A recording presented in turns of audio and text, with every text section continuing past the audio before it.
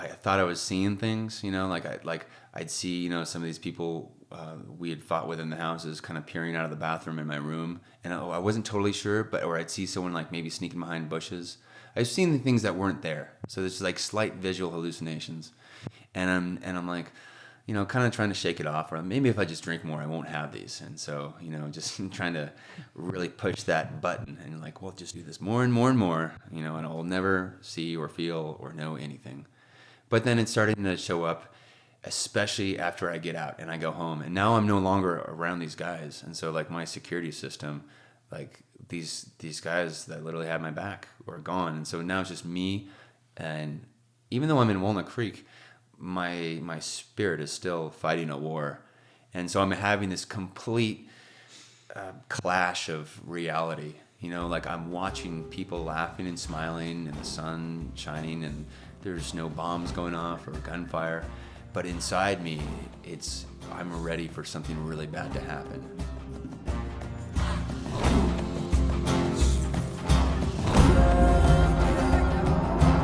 That was Mike Ergo, and this is the Yogi Triathlete Podcast. Hey guys, welcome back to the show. This is episode 96. I'm Jess, your host, and we have an epic convo for you today. But first, I want to give thanks to our show sponsor, Health IQ, an insurance company that uses science and data to secure lower rates on life insurance for health-conscious people, including runners, cyclists, vegans, and more. We had our Health IQ exams last week. It was so simple. They came to our house, so there was zero inconvenience whatsoever. And now we're waiting on our results and the savings that our healthy lifestyle affords us. So if you want to save for being a healthy human, like good drivers save on car insurance, or just prove how healthy you are, then go to healthiq.com/YTP to support the show and see if you qualify. Be sure to mention YTP when talking to your agent. And yes, we're all about physical health here at Yogi Triathlete, but what makes us different from the norm is that we work heavily on the mental game. We don't teach you to push through or endure, because those are not sustainable methods, nor are they ways to heal. We coach you to be the calm in the chaos, to walk into the lion's den with confidence, and to increase your ability to believe in yourself. We watch out for self-sabotaging behaviors and guide our athletes to getting to the other side of those once and for all. We assist our athletes in gaining more sight in life so that they can be their ultimate best. In training, we are tested. It is the greatest place for our unhealed baggage to show up. So instead of pushing through and adopting a mind over matter belief system, we train our athletes to put their mind fully into the matter at hand and not only reach, but master their goals, not by blocking anything out, but by welcoming it all in with unparalleled strength. It's way more than physical, you guys. That's the easy part. It's the mental strength that creates your greatest self in this life, and the greatest self cannot be contained to just sport. You watch. I mean, we're seeing this with our team now, and for those who are ready, everything in life benefits when we step up and we do the work in every sense of those words. We are here right by your side, and our tribe is super strong. We'd love to have you on our team. Today's guest is such an incredible example of what I'm talking about from all directions. There were things festering inside that he was unaware of, and they were being acted out in his life without his full understanding. This is the case for many people, but the thing that I believe Mike has always possessed is a strong intuitive voice, and I believe without a doubt that he decided long before entering this world that he was going to make some major progress in this life. While in high school, Mike had a knowing, here's that intuitive voice that I was talking about, that drew him away from the family track and into the Marine Corps band. A calling that would direct his life into the darkness of his shadow self and eventually bring light to the most powerful healing one can experience as a human. In the spring of 2001, Mike was accepted in with the understanding that he would need to complete his schooling first, and in the fall of 2001, he entered into his military life. Every one of us was still fresh with fear and shock from the events of September 11th. Mike received his orders for deployment. He experienced 2 deployments during his time in the service, but it was the second one that set him on his trajectory to purpose and healing in this life. tripping over dead bodies and coming face to face with people filled with the desire to kill Americans. Mike was on the front lines of what most of us only heard about on the news. He gives us great insight into his experience of being in a hotbed of violence and the deep connections that grew as a result. He goes into his post-war story and the events that ensued as the trauma oozed from his body and mind. Drugs, alcohol, infidelity, and living a life that he was disgusted by left him with one choice: suicide. Mike will draw you in. You will feel the chills and the horror behind living with shame, trauma, and deceit. And you will feel the redemptive beauty of coming clean, getting clean, and turning in for the answers to heal. Like so many of our listeners, Mike is an Ironman triathlete, and if you watched the telecast of Kona this year, then you are already familiar with his story. Mike's been featured in People Magazine and Men's Health, as well as Triathlete.com and Ironman.com, just to name a few. He has been a very active member in our M21 groups and someone that BJ and Golden and I are so grateful to have in our mindful living community. We are in the second week of our March challenge. There's still time to join us or jump aboard next month. We'll begin again on April 2nd. There is so much goodness in our chat today, so I want to get into it. But one last piece of housekeeping, or I guess I should just say, I'm going to jump right into our March ask. And this ask is in honor of this incredible medium of connection we all know as the Yogi Triathlete podcast. We are in need of your help to keep the show going. And so we're putting it out there in all her vulnerability to say that she wants to continue. We have amazing guests lined up, but she, meaning the YTP, can no longer be sustained on what's been fueling her. So please, if it is placed on your heart, go to Patreon and set up your monthly pledge. We have some rewards up there. $10 gets you access to yoga videos. Another one is going to be coming this week. And we're feeding this community with love in the form of podcast extras, exclusives, and sneak peeks. Right now, we have over 52 patron-only posts. And we trust that if the YTP is to continue, she will get the support she needs. You can find us at patreon.com/Yogi Triathlete. Click on the icon to become a patron and choose your level. Once you click on your level, you can always customize the amount to your liking. So thank you for tuning in. And oh man, do we have an incredible chat for you today. Mike has fought for all of us on the front lines. He has risked death in ways that most of us could never imagine. He has cracked open his heart and he shares generously for the benefit of our listeners. Without further ado, I give you Marine, mindful creator, and Ironman triathlete, Mike Ergo.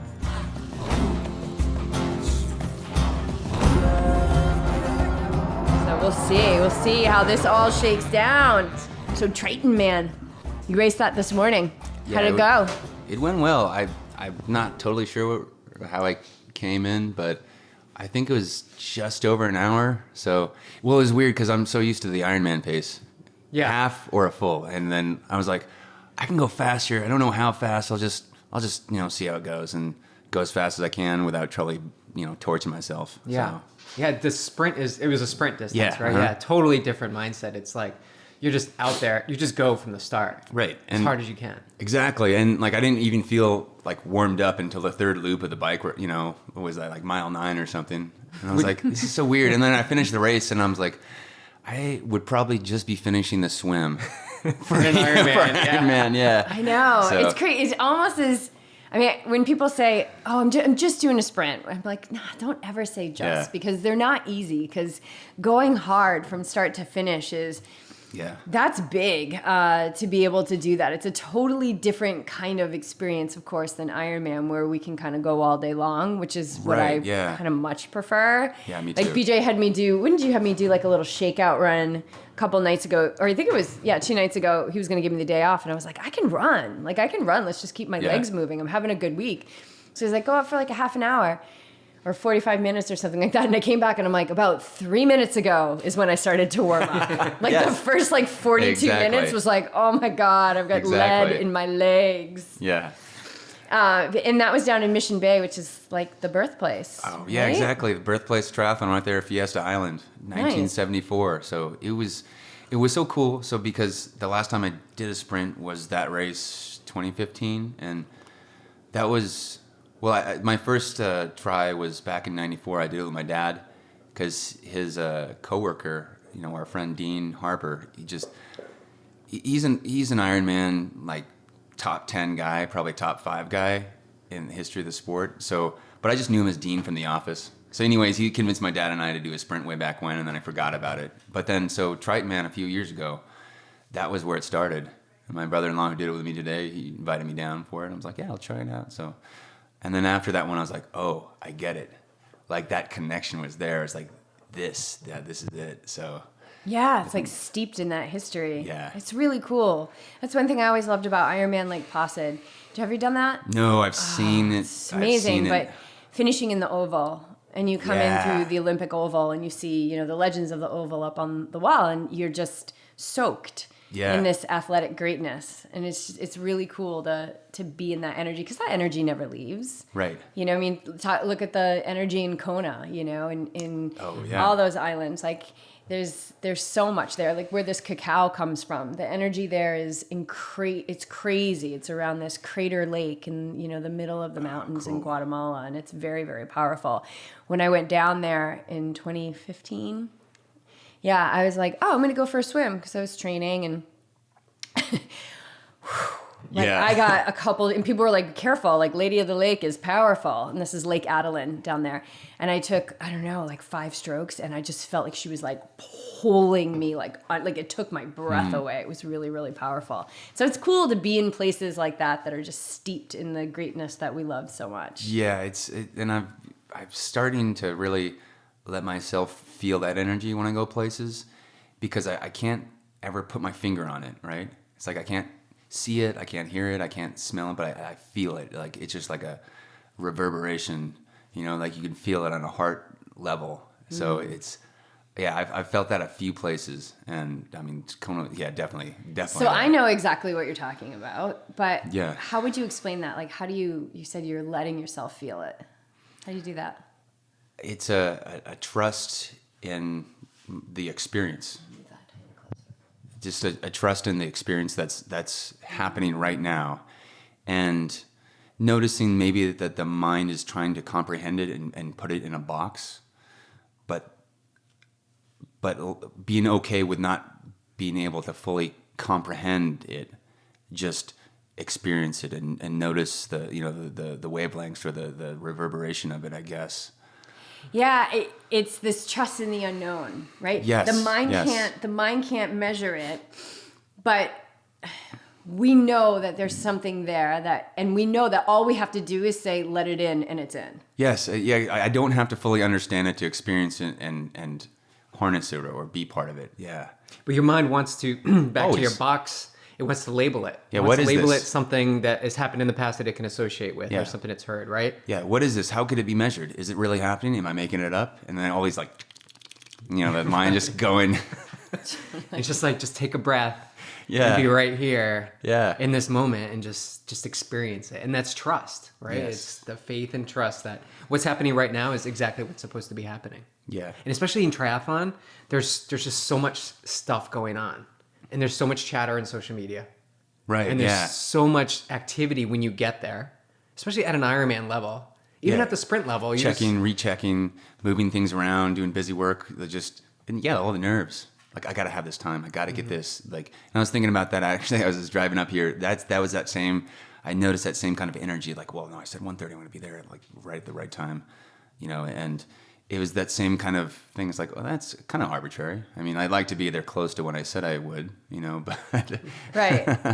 I mean, like Golden and I, when we do like our weekly lives in the group and things like that, we're always like 12:30, and then it's like 10 of 1. We're like, hey, we're here. Yeah. And it's, it's not that we have this time, right? We have these clocks, which BJ was just learning from our meditation teacher that, time was developed by the farmers.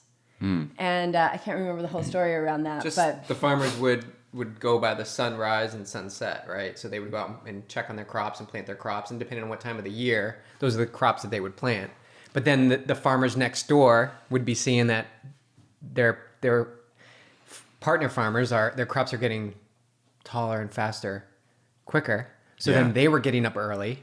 And so everything was like starting to morph towards So I think it's like what Mike was saying. It's like their minds wanted to put it in a box, and they wanted to quantify it, and so that's where. So the best crops come at like if you 6 a.m. and you water them at 7, and then you check on them again at 8 at night, and that just morphed into like now everybody's got to get up earlier and earlier and earlier to catch the worm, like of course, to get their crops to be the best. But that was created by us. Otherwise, the crops were just growing, right? They were just happening. But in order to take it to the next level, competition. Abundance, quantity, like whatever it is.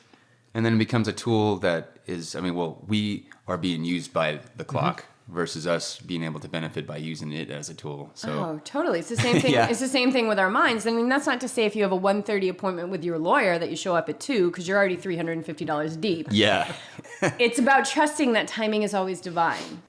And we're going to get into the mindfulness and the meditation and your story and all this amazing stuff that you're doing in the world because you've stepped up, right? Like you've stepped out and stepped up and woken up, and now you're sharing those benefits. But walking through fear. Every freaking day, dude, right? Yeah. Oh, yeah. Yeah. It's exciting. It is. It's exciting. It is. When you have that relationship to it. Like Yes. Yeah, fear, and we always say fear can come along for the ride. But he's sitting in the back seat. He can't drive the car. Right. And I was listening to you guys actually on the way up here, and I think you said something on one of your last episodes about it's the fear that keeps you alive and then the fear that keeps you from living. Yeah. And I was like, that's exactly how exactly. Because explain that for the audience because that's really good. Well, yeah, the two kinds of fear. So the fear that keeps you alive is the hard wiring that's going to prevent me from walking in the middle of I-5 because that's just a silly thing to do, or to walk out onto the tracks when that Amtrak's coming through town at 72 miles an hour. That's, if I don't listen to that fear, I will not be on this earth anymore. Right. But the fear that keeps me from living is like, for example, crow pose in yoga. It took 15 years for me to get crow pose. And it's just this little arm balance, and your face, you have to bring your face close to the floor, and you have to get onto that like teeter-totter. Oh. And I was so scared of smashing my face that I would always hold back. Like I would be like, okay, I'm in the pose, okay, now I'm out. I would never go to that point where I could just really get that teeter-totter and get my hips up. And it has nothing to do with crow pose. It has nothing to do with doing a fancy arm balance in yoga. That has nothing to do with it. The thing is that for 15 years, I lived in this like fear about what if I smashed my face. And one day I just was like, okay, when I started to really deepen my ability to be in the now moment, I was just in my breath. And then all of a sudden I was like in it. And then all of a sudden, like I was going and I was holding, and then it was like all good. And then I started taking it to tripod headstand and blah, blah, blah. And one day when I was really comfortable, now it's like second nature. And I went in and I smashed my face. Like I went forward, my shoulder caved in. And that was such an amazing moment because I realized that was not fearful.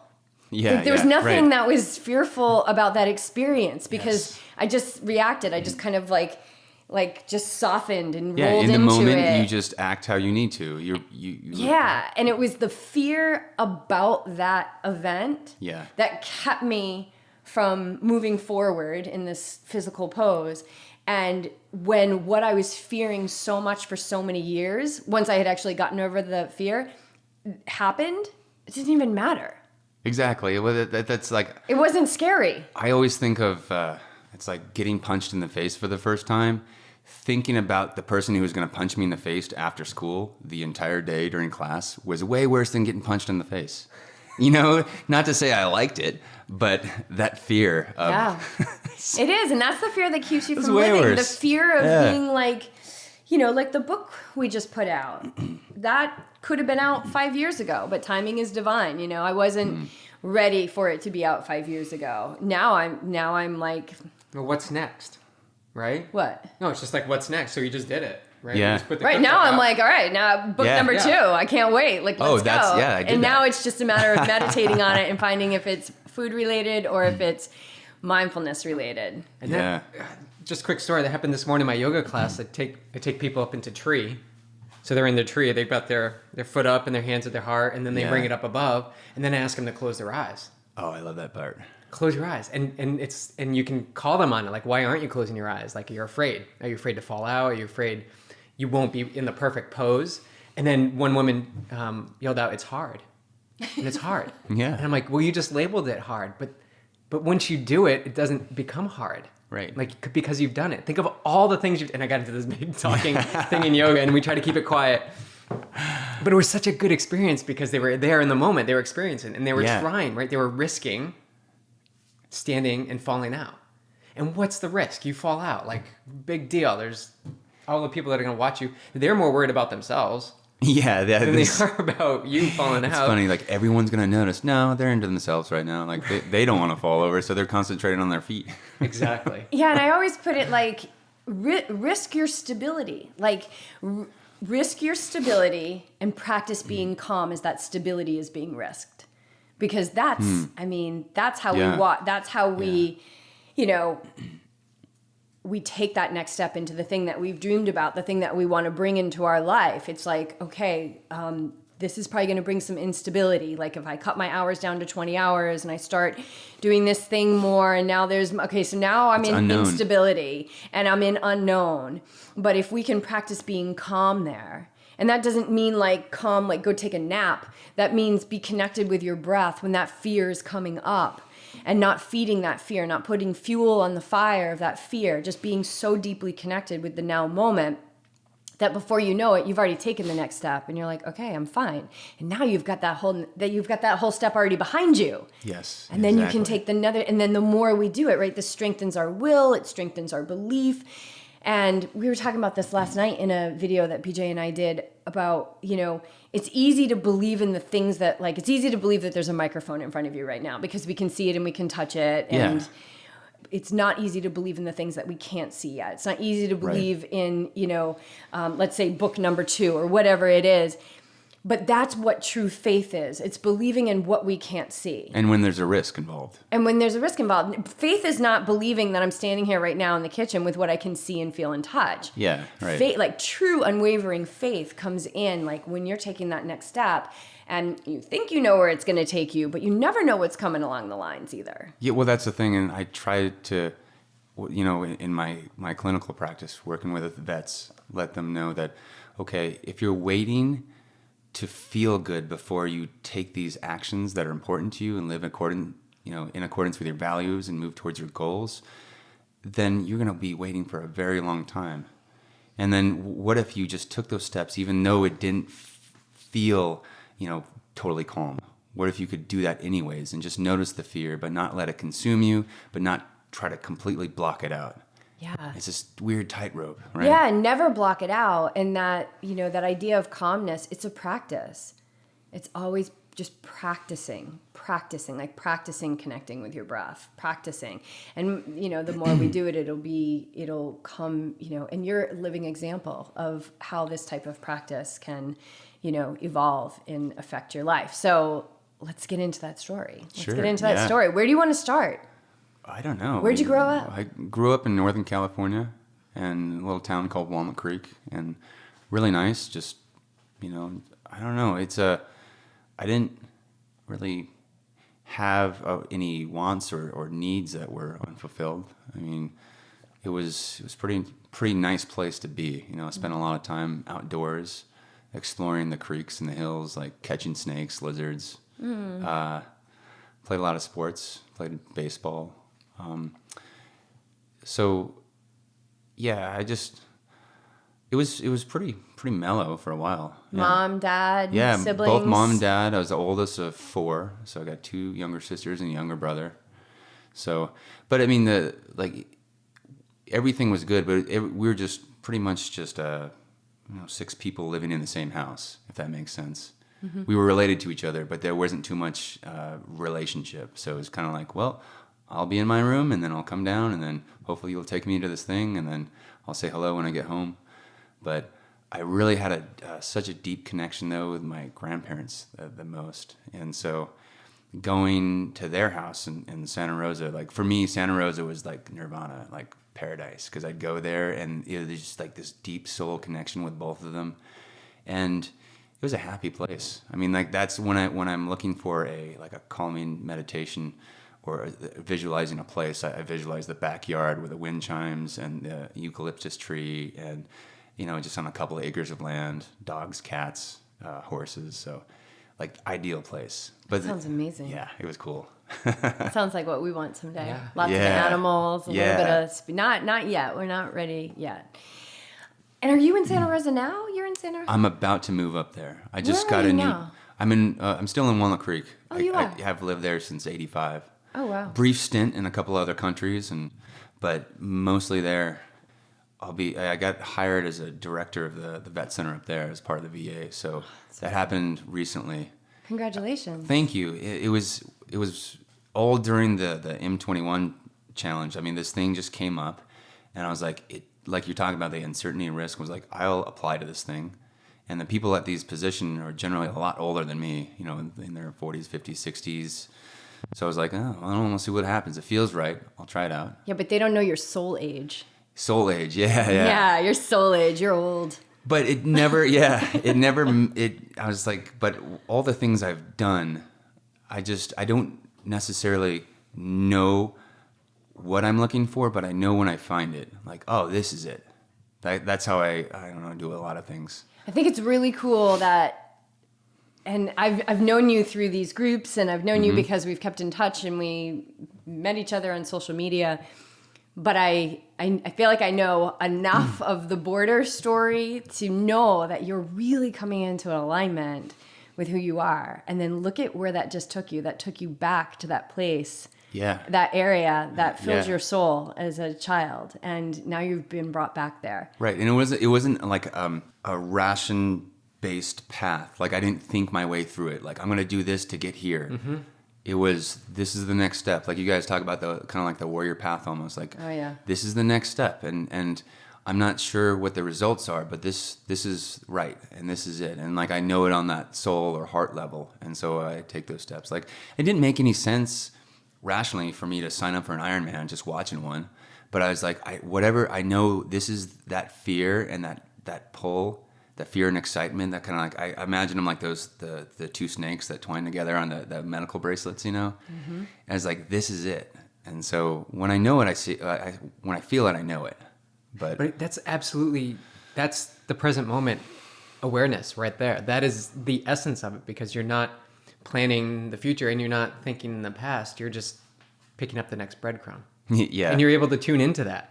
So you Right. have space and openness, right? You could get caught up in the path, and you talked about the VA. Like it's usually they hire older people, like, and you can get caught up in that. Like that's typically what they do, and shy away from applying. Right. But Talk in the myself moment, out of it. Yes. Yeah, the outs. We talk about the outs. Like there's always an out. Yeah. And if you listen to the out, even in training, like, oh my God, I shouldn't be pushing another interval. Yeah. And there's always an out, and you can listen to that. But it Yes. seems like you're so present. I'm really trying to. I'm really coming back to just, and that's what it is, isn't it? You just come It's back just to coming being present. back. Yeah, there's nothing You to know? learn. It's just a return. It's always there waiting for you. Yeah. Yet we avoid it at all costs. And Yeah. I did that for many years. So what came first for you? Military, Marines, or Ironman? Marines. Marines, yeah. Okay. How did you get there? Well, I was in high school and in a high school band class, and my heart was in music growing up, music and the outdoors, and I enjoyed sports, but mostly I enjoyed playing baseball because that was what my dad liked, and so for me that was my way to be with him. And then eventually I kind of got more and more involved in music, and one day we had a recruiter come with someone who had just graduated Marine Corps boot camp and was going off into be the Marine Corps band. I was like, oh, interesting. Maybe I could do that. That's kind of crazy. But like, again, all those thoughts showed up, but for a reason I couldn't explain, it just felt like that was it. Like, I was like, that was it. I don't know why, but it is. And so I signed, you have to audition to be in the Marine Corps band. I passed the audition, and then I signed up and enlisted in the delayed entry program because I was still in high school. It was like spring of 2001. And then, but then again, it didn't make a lot of sense because, my parents saw that I got accepted to a school in Germany, and they were like, oh, this is great. You're going to go to college. This is this nice path. And it didn't feel right though. So, and then for me, it was like a big thing. I just wanted to to serve, to like be with other people and do something. I think part of it was I wanted to do something that only I could earn. I couldn't like live off of the work that other people had done. Like I could probably have gotten a nice job with my dad's company and just kind of been mediocre. And that was the thing. I was like, I think if I want to take a risk and do something that I'm not sure I can do, but I really would like to do, I want to do this. So I signed up, and I had all intentions of staying in the band, but but then there was a whole other plan that was hatching that none of us knew about, because you signed up in 2001, right? So delayed entry. So which would have had you going into? I would have gone in the summer of 2001, but I didn't graduate high school. Like complete self-sabotage. I had extra, credits. Almost before the last semester of high school, but then I failed the 2 classes that I needed. So then I had to go to summer school and do all that, and so I ended up going in October of 2001. Okay. So then I started that path, like right down here in Southern California. That's why like even Trenton Man's like just I can see the recruit depot.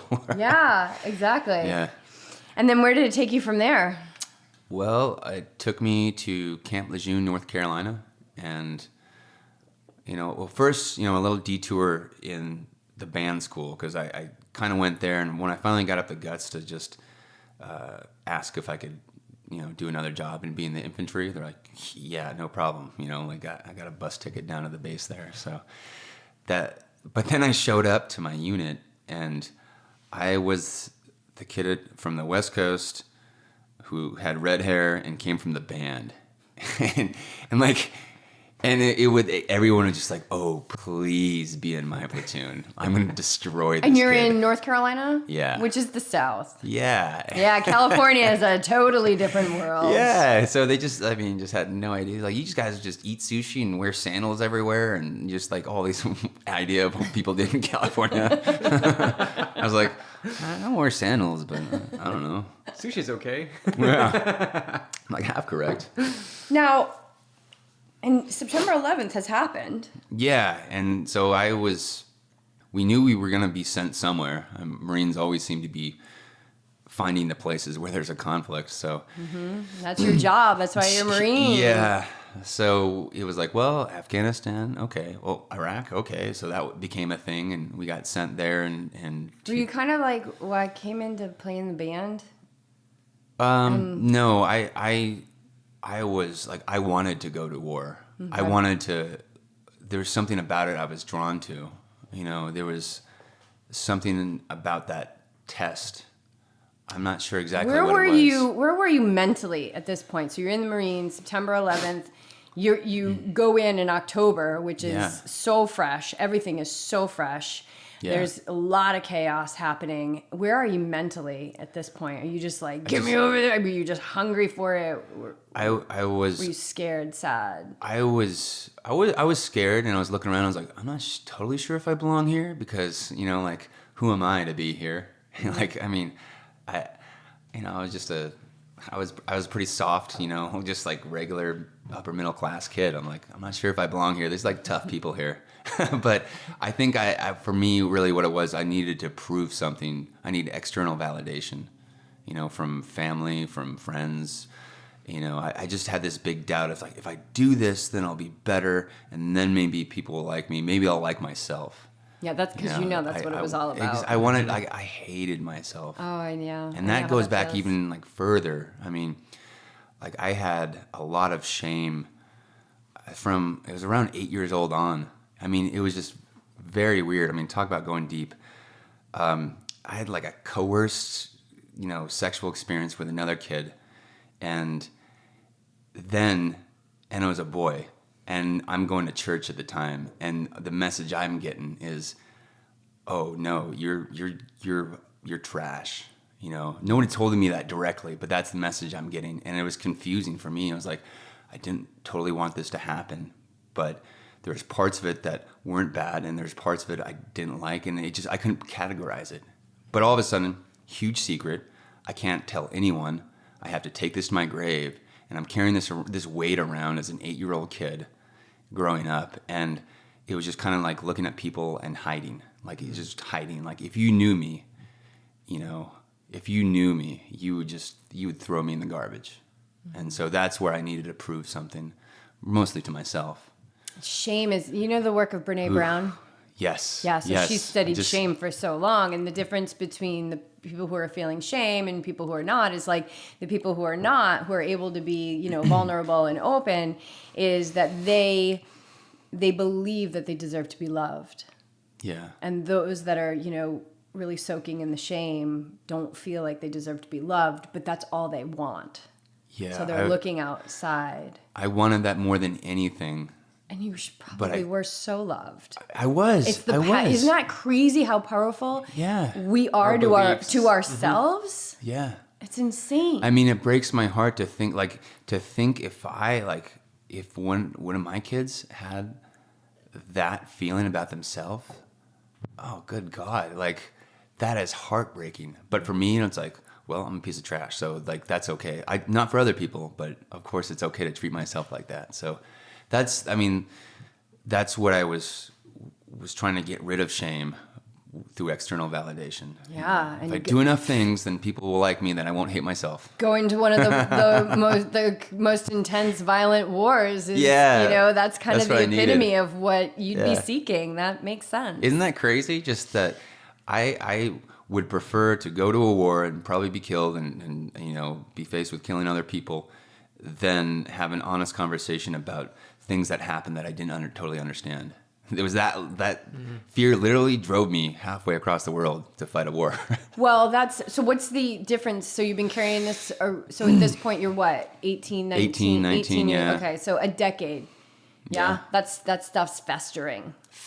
And so that's what happens when we don't. Oh, yeah. We were just talking to somebody about this. Like it's not going to go away on its own. All it's going to do is get pushed into the vault, pushed into the vault, and then have all these other things as you move through life that will be like, oh, that gets categorized in that department, and it gets pushed down more and more and more, and then it just festers and festers. And now it's like the only way for you to see that there can be any completion to this feeling is going to war. Yeah. That's such a beautiful example of what happens when we don't unpack our bags and deal with our baggage. Yeah.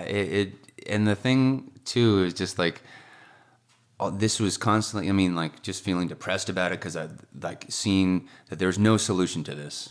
There's no solution to it. So being depressed, and then, you know, like, I think after that I started like binge eating a lot because it just, I don't know, it felt good for a little while. And then like, you know, when I was 7th, 8th, 9th grade, you know, drinking, smoking weed, and like for a little bit I was like, oh, that's not there. And I was like, well, maybe this is it. And then seeking that out, like, you know, so. Oh, I was stoned for decades. I was like, this is great. Yeah. I'm that person I really always want to be. And then part is like, I can just disappear into oblivion, you know? And so I do that a lot when things get uncomfortable. I disappear and hide in my mind. I'd be sitting there, but I was gone. I was like galaxies away.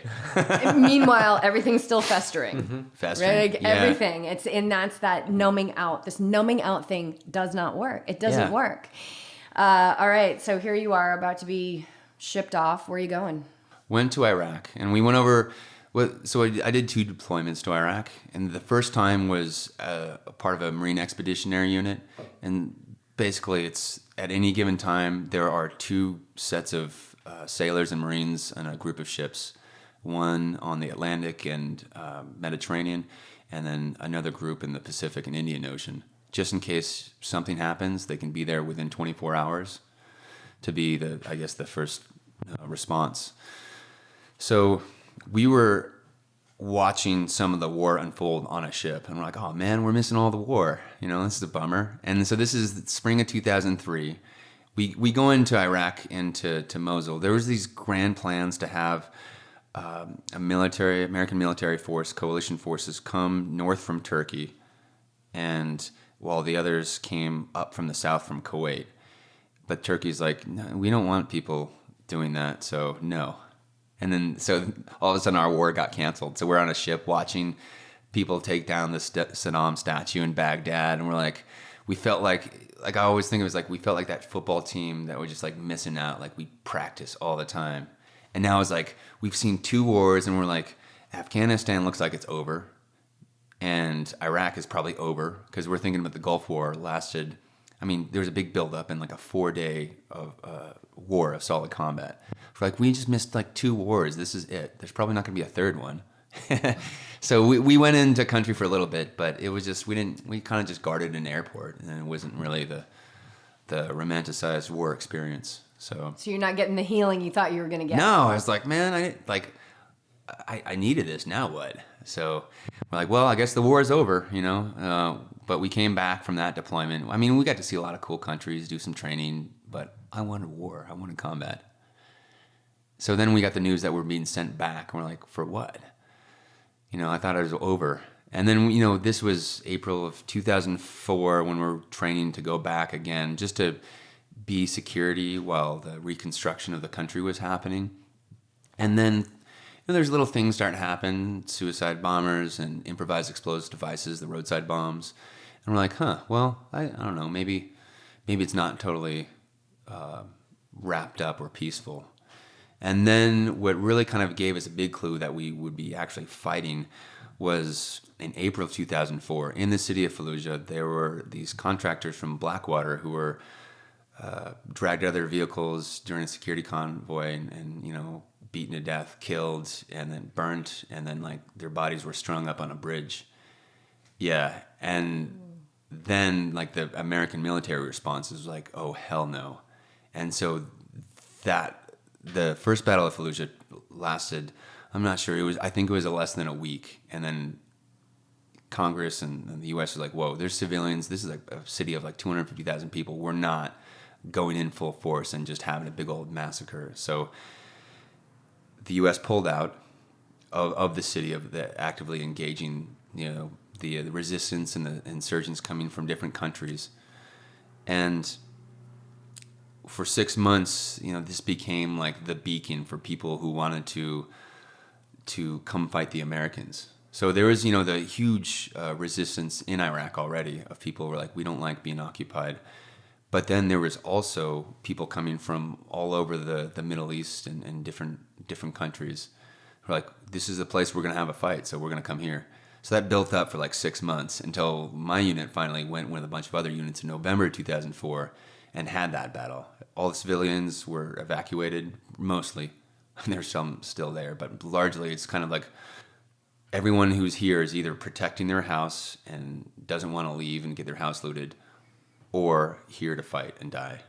And so that's what we rolled into in November of 2004. And it was just, I mean, whoa, it was everything I thought war would be and then more.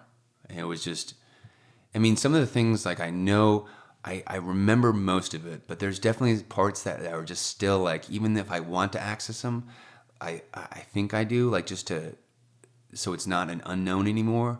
There's still parts that part of myself is hiding there still.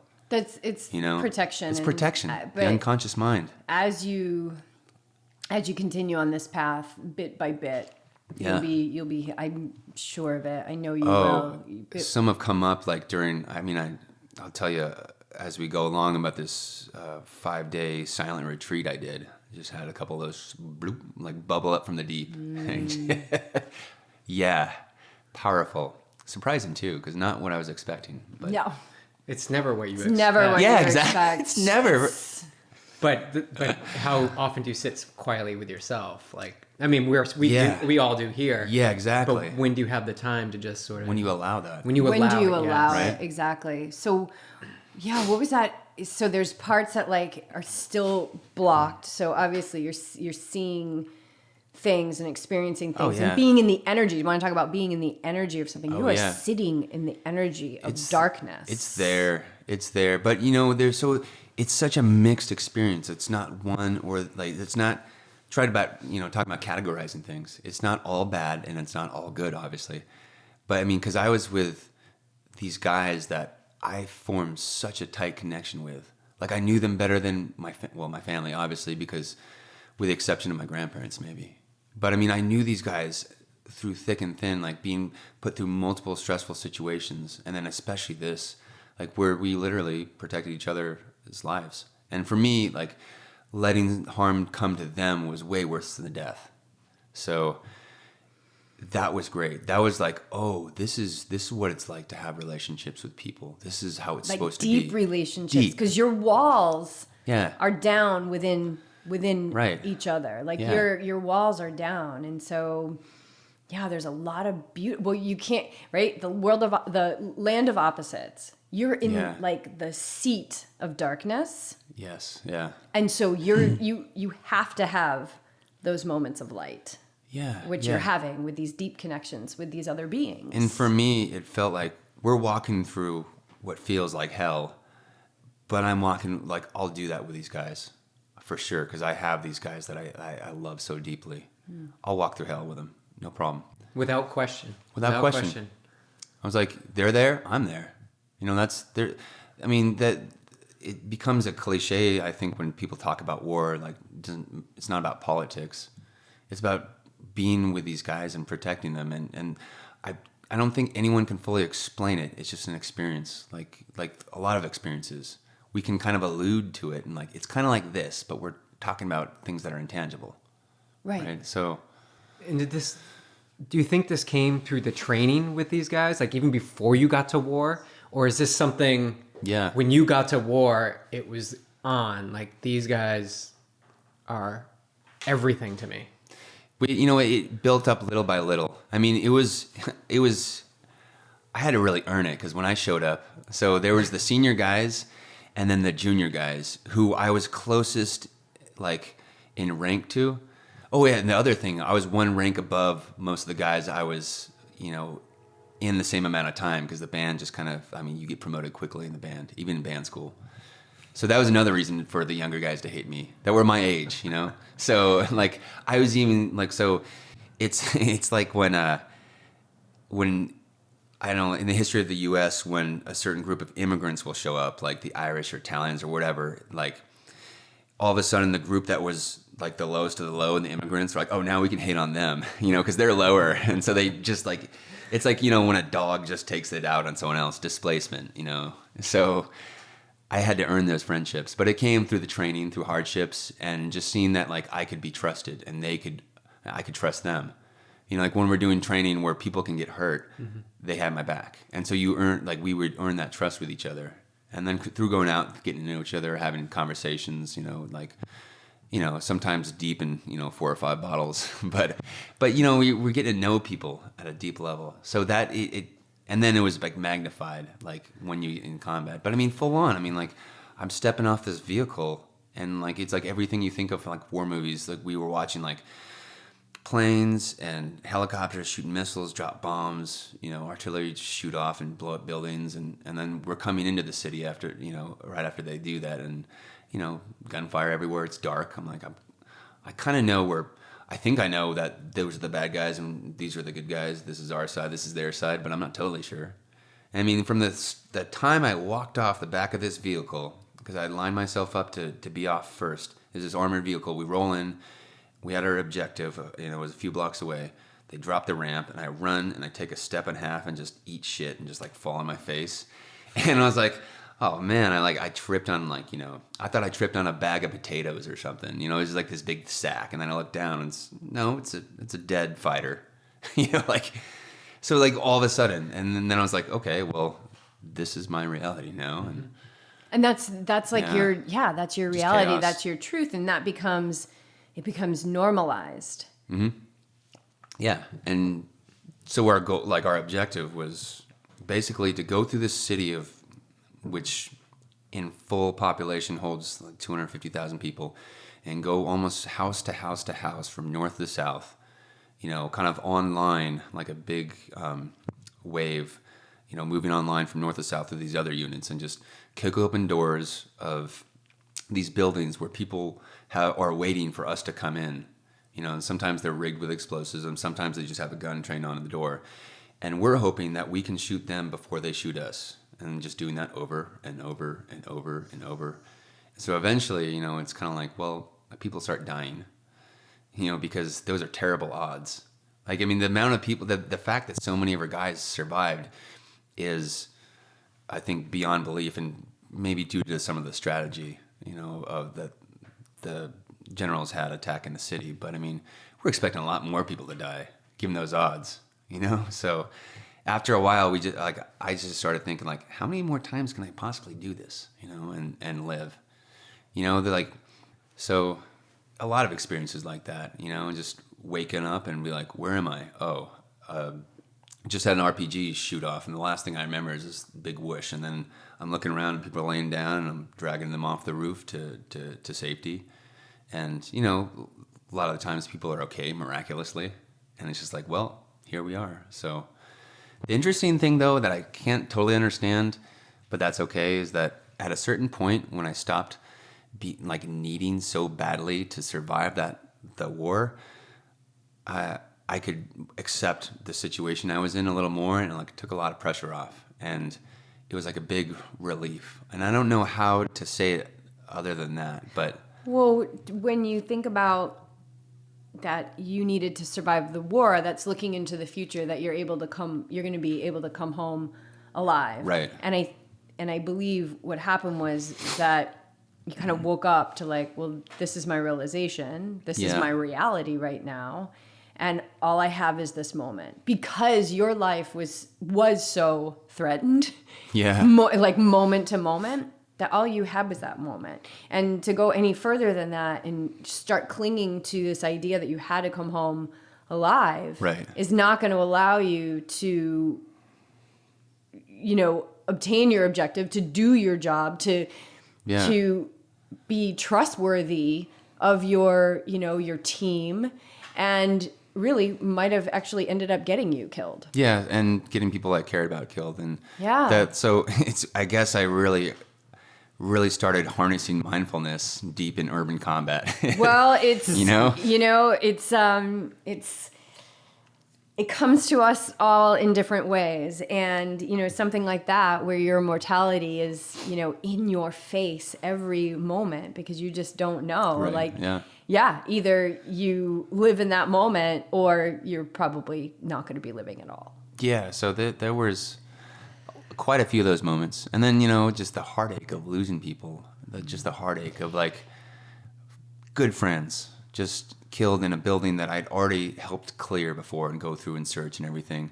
And then, you can't lock all these buildings up. It's a huge city. And we go through and clear them again. And it's just like playing cat and mouse kind of. And so, well, and then so there's just more questions than answers. It's like, well, I don't know. We've been there before and that was fine. But if we go there again, maybe we'll die. I don't know. And so not only, like you're saying, you can't lock up the buildings, but what you are locking up is all of the residual feelings of what you're seeing, because you have to keep moving forward, right? Yeah. This is the recipe for PTSD right here, right? Exactly. You're stepping over dead bodies. Your friends that you just cleared a building have gone in and now they're not alive anymore. And it's but you still have to be in that moment moving forward. So it's stuff it into a suitcase and trying to close it. We'll unpack later. Yeah, exactly. We'll unpack later.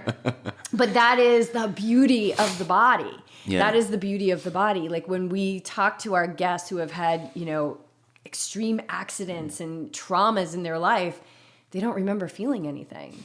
It's a protective mechanism. It's this protective mechanism, but you got to go home and you got to make sure you unpack those bags and what's in those bags, right? So however long it is until you decide to start unpacking, all that's in there festering. Yeah, and a part of me knew, and part of all of us were kind of like, well, we'll have to deal with this in therapy later.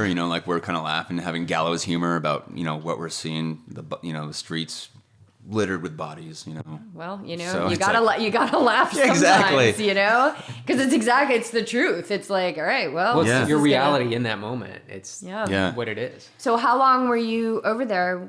Second time was 7 months. That battle though was a month, and it was we had downtime occasionally, but it was either we were out in the city patrolling, or we were waiting to respond to people who were getting heavy contact to go support them.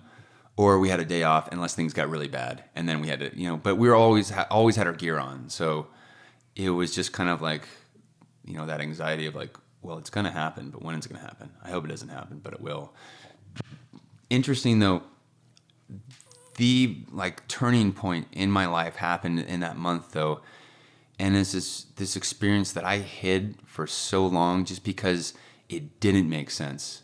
Like I felt it on a soul level, but it makes no rational sense to me.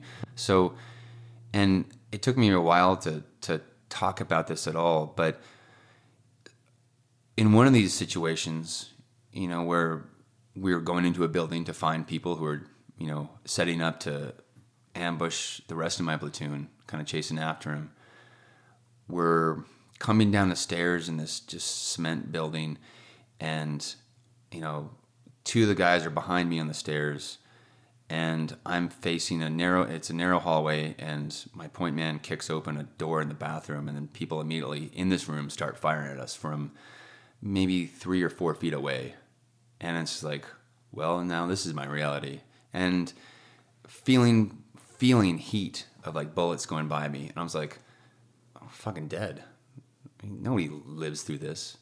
And then just in this moment, as we're shooting and they're shooting, and I'm like, this is it. You know, I hear a guy in back of me get hit in his helmet and go down and yell. And I'm like, well, he's fucking dead. So, oh well. Part of me was like, well, I'm with the people. Like I said, that love. I'm like, I'm here with them. That's all that matters. And it's like this big surrender in that moment. Like I didn't give up, but I like fully accepted that moment. And the best I can explain, like a lot of people talk about, time slows down, and that happened. But this was like it was like an experience outside of time, and all of a sudden, it's like I could feel hairs growing out of my feet.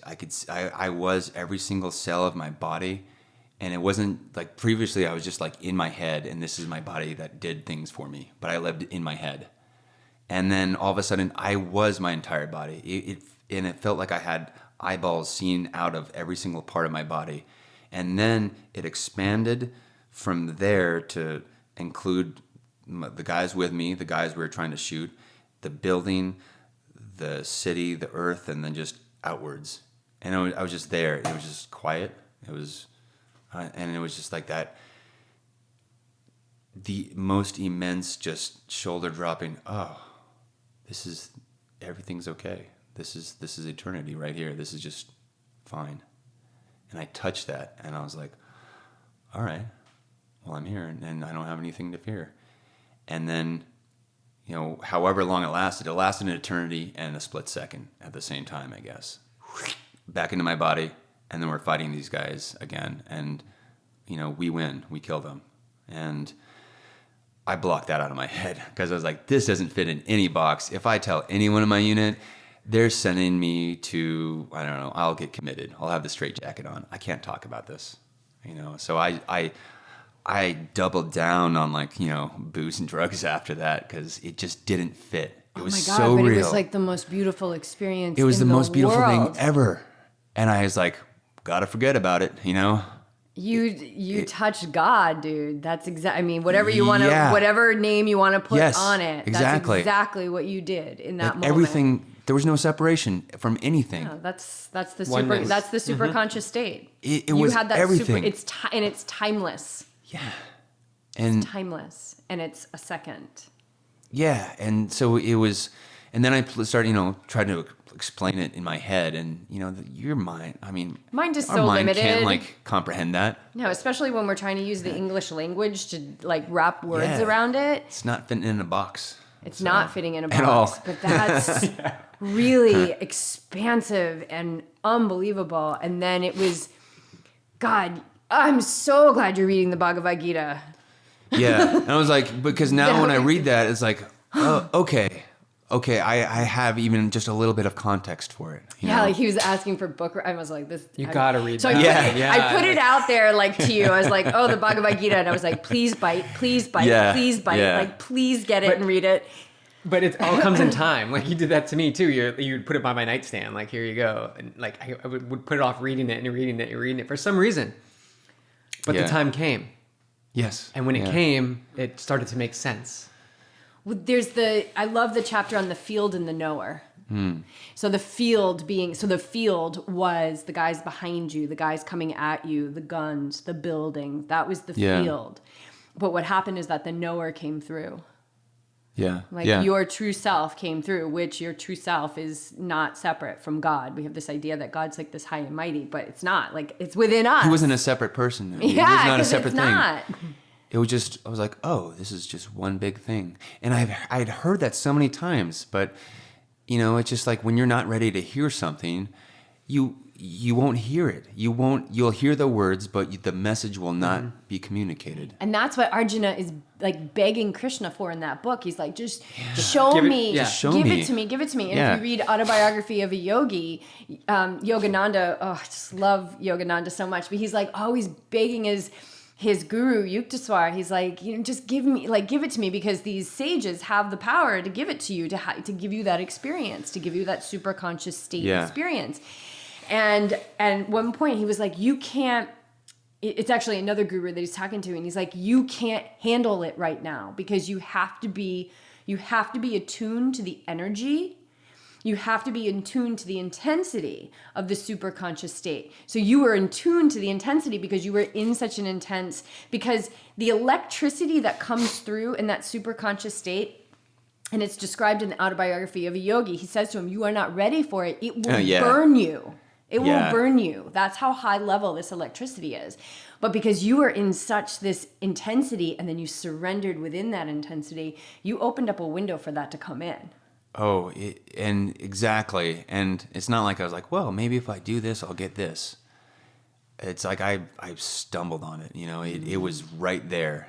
And, so for that, I was just so grateful to have that experience, to walk in the dark like that, to see it, to have that. Oh my God, it's so amazing. Does your mind ever want to be like, oh, can I get that again? Like, Yeah. Is there like what else? What else? Yeah. What else did you experience That while was you were neat. out there? Even Yeah. like, And I guess I'm not asking you. Yeah, exactly. But like as you continue on this path of like meditation and going deeper, like what else did you experience? Like it's gonna be, you're gonna be picking up the breadcrumbs like we were talking about. Like every now and then you're gonna get a little sample, a little taste.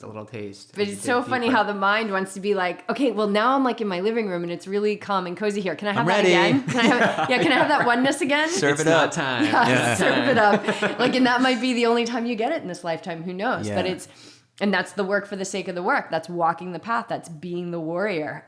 But that's a Amazing experience. crazy experience.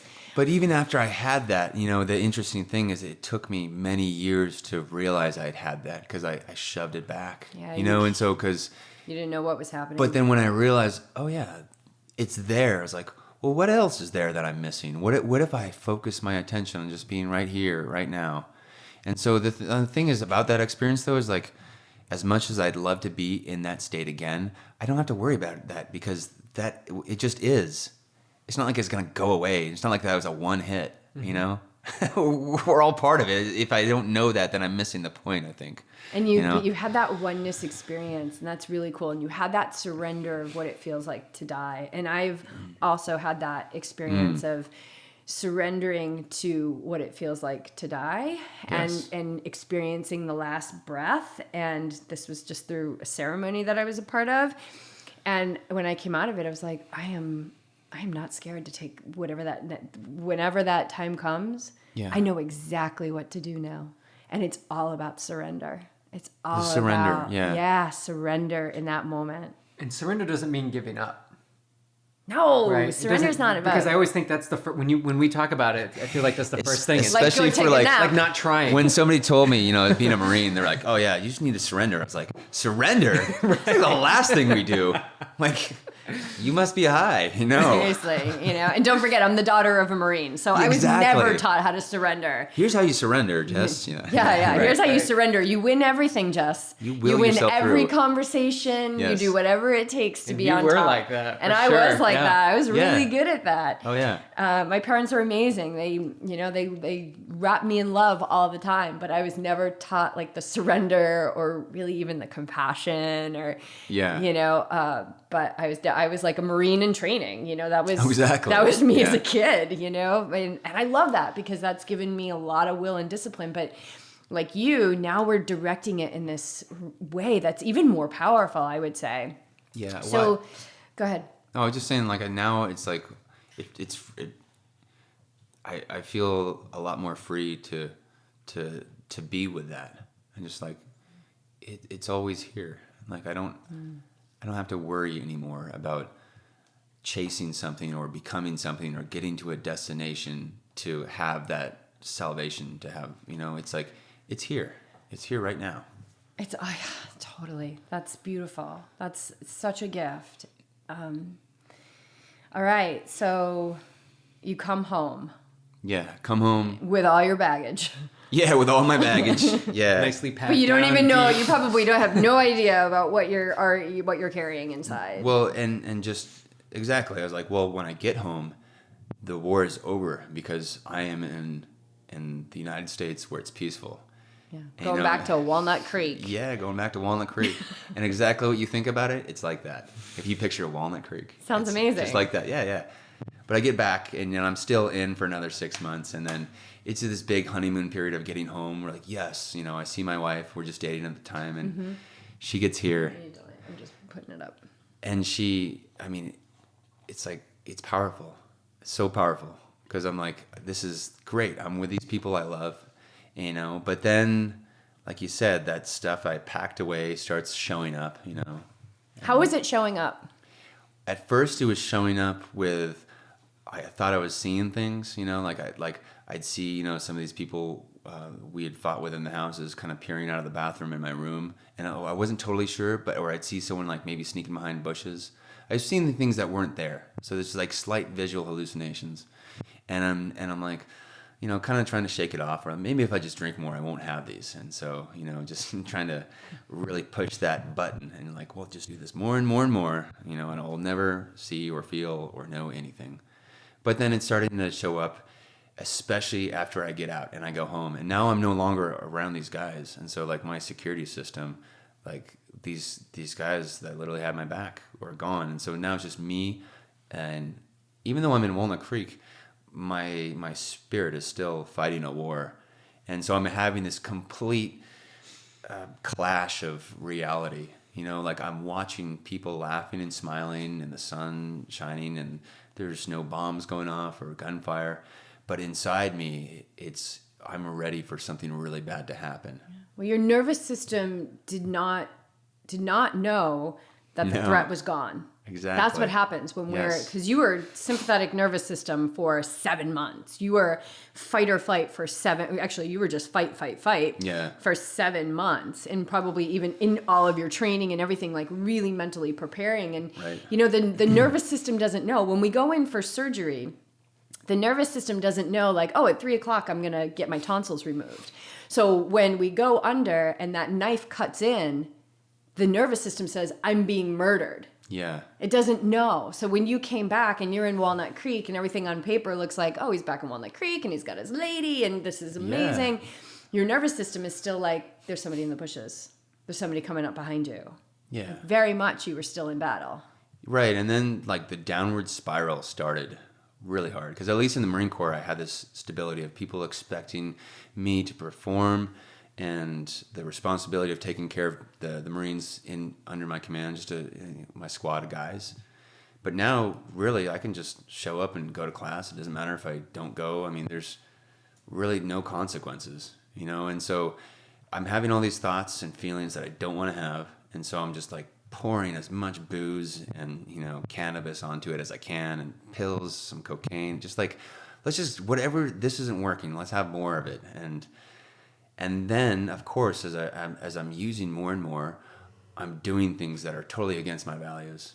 I'm breaking people's trust. I'm not showing up for work and lying, cheating on my wife. It's just like, and I'm just looking at myself in the mirror and I'm like, what a piece of shit. And the more then the shame just boom. See, exactly. All the voices were like, see, we told you.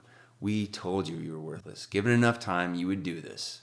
Just kill yourself. And that was like playing in my head every day. And so I'm like, wow, I'm even worse than I was before I went in now. And so I was just like, well, this is just going to keep happening unless I just kill myself. And so I just like think of ways to kill myself. Like, how could I do it? Like with the least impact on other people. And because obviously I don't deserve to be here. You know, my friends survived too. And then I had another layer of like survivor guilt. Like my friends who I held in higher esteem than myself were killed. And I was like, well, what am I even doing here? And so, you know, and then I remember one day looking in the mirror and I have Semper Fidelis, always faithful, tattooed on my chest. And it's a Marine Corps motto. And I'm just thinking of like, I cheat on my wife. There's what a fucking lie. What a lie that is. I'm just looking, I was like, just disgust. I couldn't look myself in the mirror. And I'm just like, well, I guess I just do this now. This is just my reality. But, you know, I've like, finally I had just some saving grace. So there were just little ticks here and there. Like maybe I started eating a little healthier. I was like, what else could I do to feel better? But I was going through school. You know, things weren't all bad. Like I was going through school to become a counselor, to a social worker, a therapist, while I'm having this double life too. You know? Oh yeah, it's the secret life. It's yeah, the exactly. secret life. It's exactly. Like once the bathroom door closes exactly. and you see the always faithful and you're like, you're a piece of shit. And then you come back out and you're like, okay, I'm gonna go to school to learn how to be a counselor. Help other people. Yeah. Help other people, And- but not. Yeah. You know, yeah. I'm laughing because I've been a double agent and Double agent, I like yeah, it. I've been a double agent.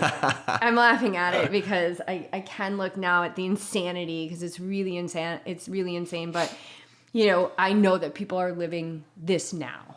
I know they're living this right now, and they might even be listening to the show. It's terrifying if they are, because you see, like, you feel your heart's desire so much. And there's no way I can have it. Yeah. There's no way I can have it. Yeah, like there's no way you can have it. And so the only thing is like, all right, so how can I kill myself and not be an asshole about it? Yeah, let's just end this. This is done. We Yeah. tried life out. Okay, but I got class in 15 minutes. So I'm gonna go to class. Exactly. Do you have, besides alcohol and drugs and things, do you have support? Like, are you seeking out any kind of support? Yeah.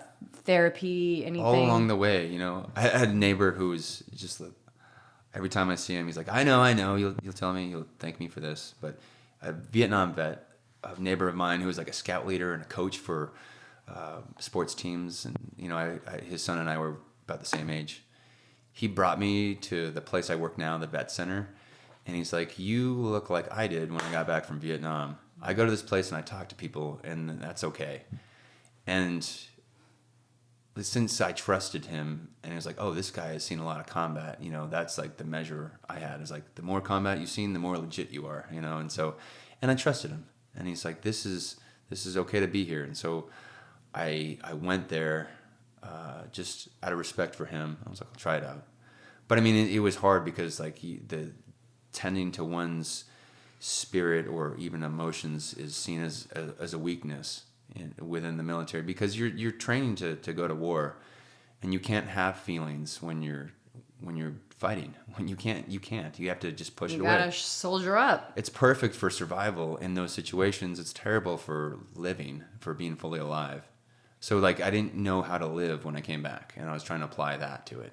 Yeah, you know? and it really needs to be cracked wide open. And I think you're doing this, cracking it wide open on the other end when people get home. Like, okay, welcome home. It's time to feel. Yeah, exactly. And like, I could start to kind of like peek out like my real self, and just like, okay, I'm kind of struggling with this, and like just like test the waters, and like, okay, people haven't like, you know, tied me to a stake and burned me or anything yet. So, but I wasn't going to tell anyone about like the infidelity, and I wasn't going to tell anyone about a lot of things. Shame. You were selective too. Selective in Shame wants to protect itself. Oh yeah, it's like, don't tell anyone. Don't tell anyone. If they knew that voice is still there, tell them a little bit, you know. But if they don't really tell knew, don't go healing yourself now. That's not going to be good. Oh, I was going to say something.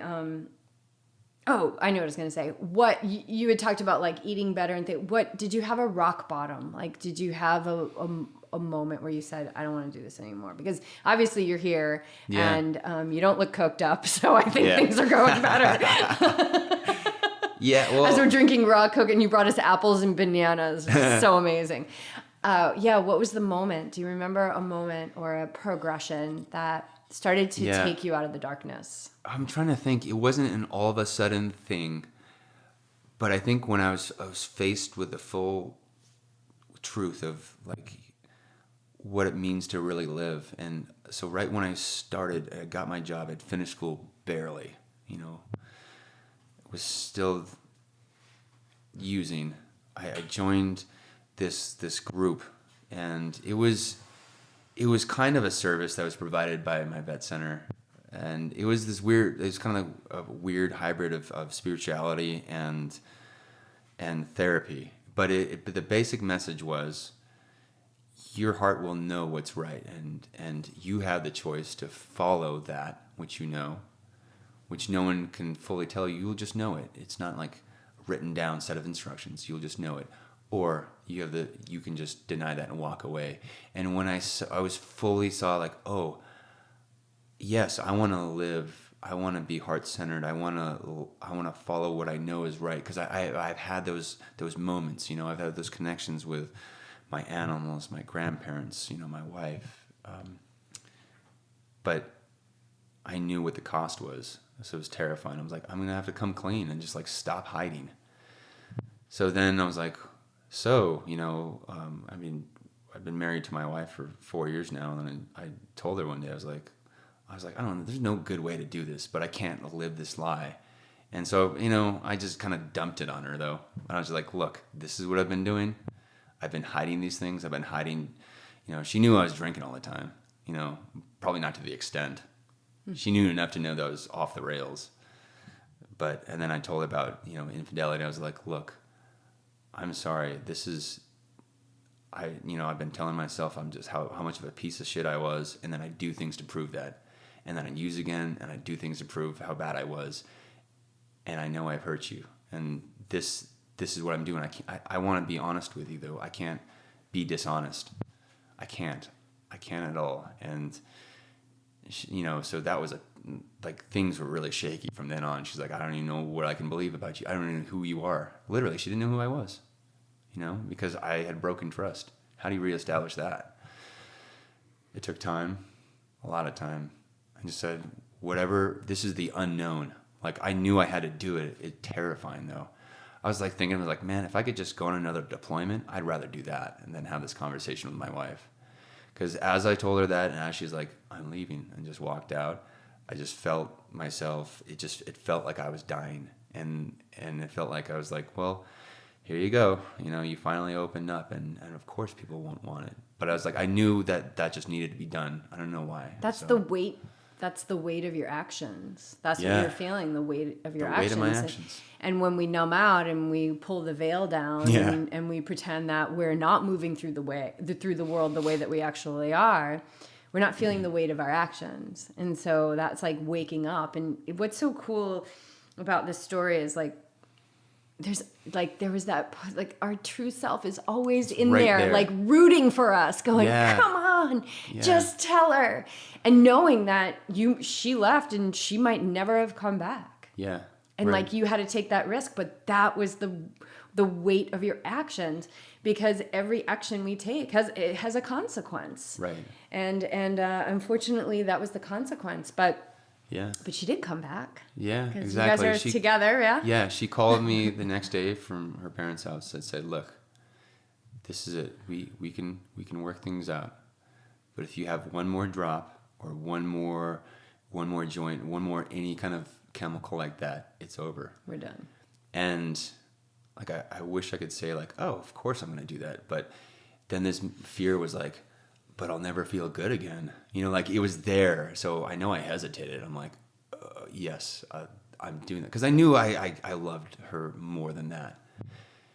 But also the fear of not having my buddies, these buddies of all these different drugs to... You're relying. That's the root of addiction. You're relying on them to... And, since that young age where I had felt shame, and then at, preteen years where I discovered cannabis and then alcohol, I was like, that's been the source of how I felt good for the most part. So I was like, can I feel good again? Is this worth it? I don't know. So it was terrifying, but I did it. And, went to some of the recovery groups for a while, and had another Marine that I knew who took me in. And I continued on the spiritual journey, and I just, would call people up and tell them how much they meant for me. These are assignments where tell these people why they're a gift to you. Call them up and speak from your heart. And you can't wimp out. You can't just half-ass it. You have to show up completely. You know, like, Oh, and boy. that's so vulnerable. Was that hard? Yeah. Like when you got that assignment, is it like super hard to actually like, just reveal yourself to these people? Because I'm thinking in my mind, that's just to pick up the phone or whatever, like face to face, whatever you have to do, you're just revealing. It's like I have to tell my dad I love him. Like I don't even. How does that happen? Right. You know, it's just like that. I mean, my dad has always provided for me and always been there for me. But there was no like, you know, I love you, no hugs. It was just like, if there's a hug, it was like a hug in a backpack, you know, or it's like growing up, that's how it was. And so to say that, I'm like, nobody's going to be able to handle this, you know? They're like, are you on drugs again or what's going on? And then I had to do this even more scary to have this conversation with my Marine Corps friends and tell them how much they meant to me. And I was like, what? No, these. Yeah, exactly. They're gonna go back and beat you up, like exactly. Like, what is this? You know, like we don't do feelings here. You know, like. What was the reception? What was the reception? For the most part, I mean, it was awkward. Just the same way it would be awkward, I'm sure, if I was in that situation. People called me up and told me how much of a gift I was to them and why I was so important. You know, we knew it kind of on a level, but to say it that directly was like, ugh. But I remember one guy asked me, my squad leader, he's from, you know, the South Bronx, just one of the toughest humans I know.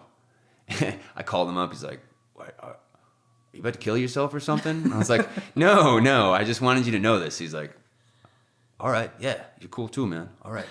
You know, and that was like, so that was his way of saying like, all right, you know, this is awesome. You know, so as much as they could, they would say, yeah. But I love this because there's so much happening. Well, first of all, this is how we open our hearts, right? Because that's super vulnerable. So scary. And you made a noise. You went, ugh, right? And that's how it feels. Like cringe. to me, yeah, when I started to open up my heart and become vulnerable, which I thought was the biggest weakness in the world for my whole life, I was like, ugh, I would rather do anything right now than have to open my heart. But that's the very reason why you need to be doing it. Yeah, and the other thing that I love about it, yeah, exactly, I know. And so it's like if we have a fist in the middle of our heart, it's unclenching that fist. And one of our guests, Lex Ferrier, it's a great podcast. We go really deep with her, and she talks about that, like releasing the clenched fist in your heart. Yeah. And that's what it was. You were like releasing it. And then the other thing that I love about that assignment is like it's not about trying to worry about what the other person's reaction is. It's just you expressing it. I need to open my heart. Yeah, it's you expressing it. It doesn't matter what they say. Regardless of what they say. No expectations. You just do your assignment, just like your objective. That was your objective. You go and you now it's a totally different objective. You open your heart, you express from your heart, and then that's it. It doesn't matter how they receive it. It doesn't matter because it's love. Whether they're blocked up or not blocked up, it doesn't matter. And that's like, again, doing the work for the sake of the work, like doing that expression because it's in your highest good. But even if they're walled up, they're still receiving love. Yes. It doesn't matter what it doesn't matter what their reaction is. It's not there to validate you. It's about you healing yourself in that moment. And you know, and sometimes it's well received, and that's fun. Yeah. But like I've noticed that, you know, it gives people permission to accept love, and it gives people permission to give love too. I know, what the hell? Somebody has to go first, though. Freaking hard to why give is and that? receive. Like people can't even take a freaking compliment. Like I remember that in my 20s, I had this like epiphany. Like I'm gonna start accepting compliments. When people say something, I'm not gonna like beat them down with why that compliment is not true. Yeah. Or say they're better. Like you're a good athlete. No, but you don't understand. So you're I so remember good. Like deflecting. I think it was my dad. It was Let me compliment you. Somebody said that to me, like, just say thank you and move on. Yeah. Just say thank you. I love so it was it, like, so it was like starting to receive, right? Yeah. Little bit by bit, starting to heal. So, okay, so you're on this journey of healing, which is amazing, and you're strengthening, and you know your wife is watching all of this. Yeah, and she's like, "Is this for real?" And so there's still it's tenuous because people want to see. I've had this long history of not doing this. You know, is this like a 2-week? You know, like, you know, am I joining a gym in January, right? And it's like I have a New Year's resolution, you know, and then it's gonna fold by like, you know, MLK Junior Day. It's just like done, you know, like gym membership over. So she's waiting to see if it's the real thing.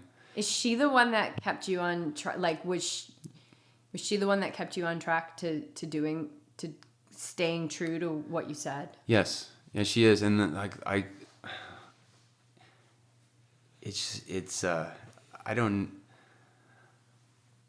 have that, and I can't believe I have her because she's done that. She gave me the freedom, because she told me too at a certain point. She's like, look, like when she called me from her mom's house, I know you are better than this, but if you keep going down this path, I'm not going that way. Yeah. And so strong. I needed to be thrown into the deep end. It's like I have these crucial moments where it's like, if I don't do this now, I might wimp out later or talk myself out of it. Give me an hour and I'll find out 10 reasons not to do it. The outs. The outs. Yeah. Exactly. The outs. They're outs. always right there. But to zip them up, it's almost like you got to act now. Oh yeah. Like act now. That's what I'm discovering I'm seeing more and more outs, especially in my training. You're like just seeing more and more of yourself. I'm seeing more of myself. Yeah. But I'm seeing opportunities you're just doing a lot of work to like get out. But what I'm finding is if I just act. Just act. And it can go to like an interval in the pool. Like you got to start the next one. It's like, just do it. Don't think about how you're going to feel or how much rest you're going to get. Just do it. Yes. Right. Exactly. And so I'm seeing it now. So it's so make it, decide that, it's right, or you know that calling of your heart, you make the decision and then you do it. And okay, yeah, you'll feel the feelings. Yeah. So one thing that our meditation teacher really has drilled into us, and he was saying this to us in our last session, because now we do our sessions together. right. Oh, cool. We've only had one, but more to come. More to come. Let your yes be yes and your no be no. It's so powerful. Like so make simple. your yes a So yes simple. and your no a no. If you're going to do it, and if you're not going to do it, that's okay too. Because as you know, Mike, like with universal law and how the universe works, when we say, so BJ and I, this is what we do. Every morning we have a hit list of what we're going to accomplish. And we say, I take it one step further and I say, what are you promising the universe today? I promise the universe today that I'm going to transfer that 401k to whatever. Yeah. And I'm going to, finish this website and do the podcast. And then at night we say, okay, what did we do what did we do well today? Okay, and we didn't get to that. And why didn't we get to it? And it goes top of the list tomorrow. Because when we say to the universe, okay, I'm going to do this today. I'm going to be sober. I'm not going to cheat on my wife anymore. Yeah. And the universe goes, all right, cool. And then your actions are in opposite of what you say. Then the universe goes, oh, well, I guess this guy doesn't really mean, like his yes doesn't really mean yes. And so don't really have to deliver on those dreams. Yeah, exactly. It's like all these things are so simple, So but to actually do simple. them, they're so simple, but they're hard. They're simple, but not easy. And, it's just, I don't know. I laugh at how simple it is because I say, is it really this simple? Yeah, it is. And that's the mind wanting to make it more complicated.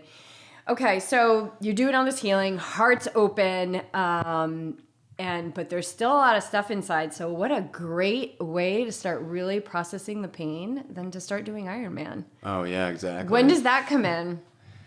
Because the moving the body is a great way to process. Yes. It's not the only way to process. It's not a full spectrum healing mechanism. You got to do the other work too. You got to do the heart opening work.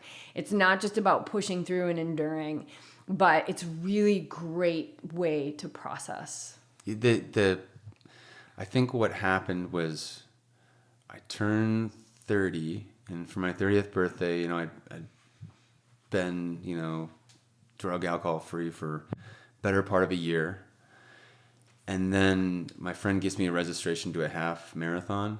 And I was like, again, he's like, hey, I'll jump in the deep end with you together. We'll do this. And he'd ran distances before. And yeah, I'd done a lot of intense training, but the longest I'd probably continually run, maybe 7 miles. And so that for me was like the unknown. We might as well be talking like light years, right? And so I was like, okay. And then at a certain point I was running. And after the first couple of weeks where my body just getting all the junk out of it from months and some years of sedentary living. I had this one run. I remember going down the street, and I just had this feeling. It felt good. It felt safe. I was like, oh. And it was like that knowing. I was like, this is it. And like it was familiar. I was like, how did I forget about this? How did I forget about how good it feels just to be here and do this? And then I ran the race, and it was fun. We did this together. And then I have a Vietnam vet, another guy who comes to my work, and he says, hey, I'm thinking of getting a bunch of vets together to do a swim from Alcatraz to San Francisco. And it's a little over a mile, and a little current, when it's cold and all that. But, it'd be really fun. What do you say? And I'm just looking at this guy like, no, what are you talking about? That's like the opposite of anything fun. Like all of those things you said just sound awful. Like cold, windy, current, Alcatraz. Alcatraz. We're not talking about sharks, but we're like thinking about sharks. Right. And then in the way, so Earl, he did this, and I still love him for it. He goes, okay, cool. Well, I've done this with Boy Scouts before, and like they're 12 and 11. Well, some are 13. But if you can't hang, I understand, And then I was like, oh man, like at that point, you out. Yeah, he knew exactly. Yeah. He's like the wise master, just knew how to like lay it down. No force, just like, well, sure. If you can't, that's okay. Mm-hmm. And then so like then like thank God for my like pride and ego, because it's like, no, I'm gonna do it, and I'm gonna conquer it, and I'm gonna hate every stroke. But I just remember jumping in the water, especially the cold water. Like you can't be depressed in cold water. You can't. It's impossible. No, that's a wake up. It wakes you up. Yeah. You're just cold. You're just cold, and then you move. You can't be depressed. You can. It's like, oh, I don't feel good today. You just know. You start swimming, and then eventually, I found the rhythm of breathing and going stroke after stroke, and awful form, I'm sure, because I knew not how to not drown. I didn't really know how to swim at all. I didn't have a background swimming, so. But just that, it was enough. And then I started training more and more, and I was like, oh, I kind of like this, and I thought I'd just do the swim and be over, and like, I've conquered this, belt notch. But no, I was like, I like this. And then so like, it just... Because it's a lifestyle. Now it's becoming your lifestyle. You're like, ooh, I'm sober, I'm still married, I'm not doing drugs anymore. Yeah. And I love the, when you said, how did I forget that this feels so good? It's because when we numb out... Right? Yeah. When we numb out, like, oh, I want to numb out my anxiety, or I want to numb out my fear, or I want to numb out my anger, we numb out our joy. We numb out our freedom. You can't pick and choose. Yeah, we don't selectively numb. I'm just going to numb out sadness and fear. Yeah, and but anger. I'm going to keep my joy and my bliss and my freedom. And we hope, though. You numb everything. Yeah. That's the problem. Yes. There is that you numb everything, and on this path, if we continue to use alcohol or on this path of mindfulness and meditation, we're always going to hit a ceiling. Yeah, always. We're always going to hit a ceiling because we're not going to be awake enough to hit that next level. And like when you were there in battle in that building, you were wide awake in that moment. Yeah. In the intensity, and you had that experience of oneness. We will never be awake when we're numbing. That is, and that's it. But to go away from numbness, you have to go through like that pins and needles, and that sucks. Yeah, that's totally terrible. Sucks. Mm-hmm. Yeah, so like I'm getting that, but then I'm being like, oh, okay, I can feel a little bit uncomfortable, and it's not killing me, and then I'm just accepting more and more discomfort in a healthy way, and then along this time too, I think it was the next year. They all happened somewhat close together, but I think it was the next year's 2014. Maybe it was right after this Alcatraz swim. We go and we're in Hawaii on the Big Island, and it was this miraculous coincidence that it just happened to be the same time as Ironman. And I was like, oh, I've heard of this thing. Like I just remember like people like running through lava rocks in my head. That's what it was. And like just like suffering and sweating and getting sunburned. And I was like, yeah, that's a... Sounds great. Oh yeah, it's like that's a thing for like Olympians. Like, I knew this guy from my office, Dean, did it, and then I come to find out like this guy's the real deal. But so I start looking it up, like on my phone. I'm like, oh, huh, that far? Why would people do this? And like all these, like I was having this like anger, fear reaction to it. And we were watching people on the bike course, going out and coming back, and I'm getting hot just like sitting there watching them. But I felt that same thing. It didn't make any sense. It's like it's this. You wanted it. Yeah, and I felt that pulling to it. And then I think like my wife was looking at me. She knows when I get the look, of like, she's I like, want some of that. Yeah, Yeah. I'm sure I'm just like flies are coming in my mouth and just like, just standing there, mouth breathing. And then so I watched that race and I'm like, well, I've had this experience where I walked towards fear a few times and it's really paid off. So what if I did that here? And then I signed up for, there was the Vineman. So Yep. I signed up for Vineman half. And then, my first race though was that Triton Man, a few years ago. And then I was like, oh, I love doing this. I kind of learned how to ride a bike as I was going on. Like I was like, well, I don't have to be perfect to do it. I'll just figure it out and do the best I can. And then, then I did an Olympic and then, I did a couple of Olympics and then I did that first half and I'm like, this is awesome. Maybe someday I'll do a full one, but like way off. And then, but as that was happening for that first half, I just like, well, there's something else missing in this. It's not just a race. Like there's something else missing. And I watched a YouTube clip about a woman named Lisa Hallett who lost her husband in Afghanistan. And she said that one day she's like, I'm tired of just sitting in my grief. And she just went out and started running.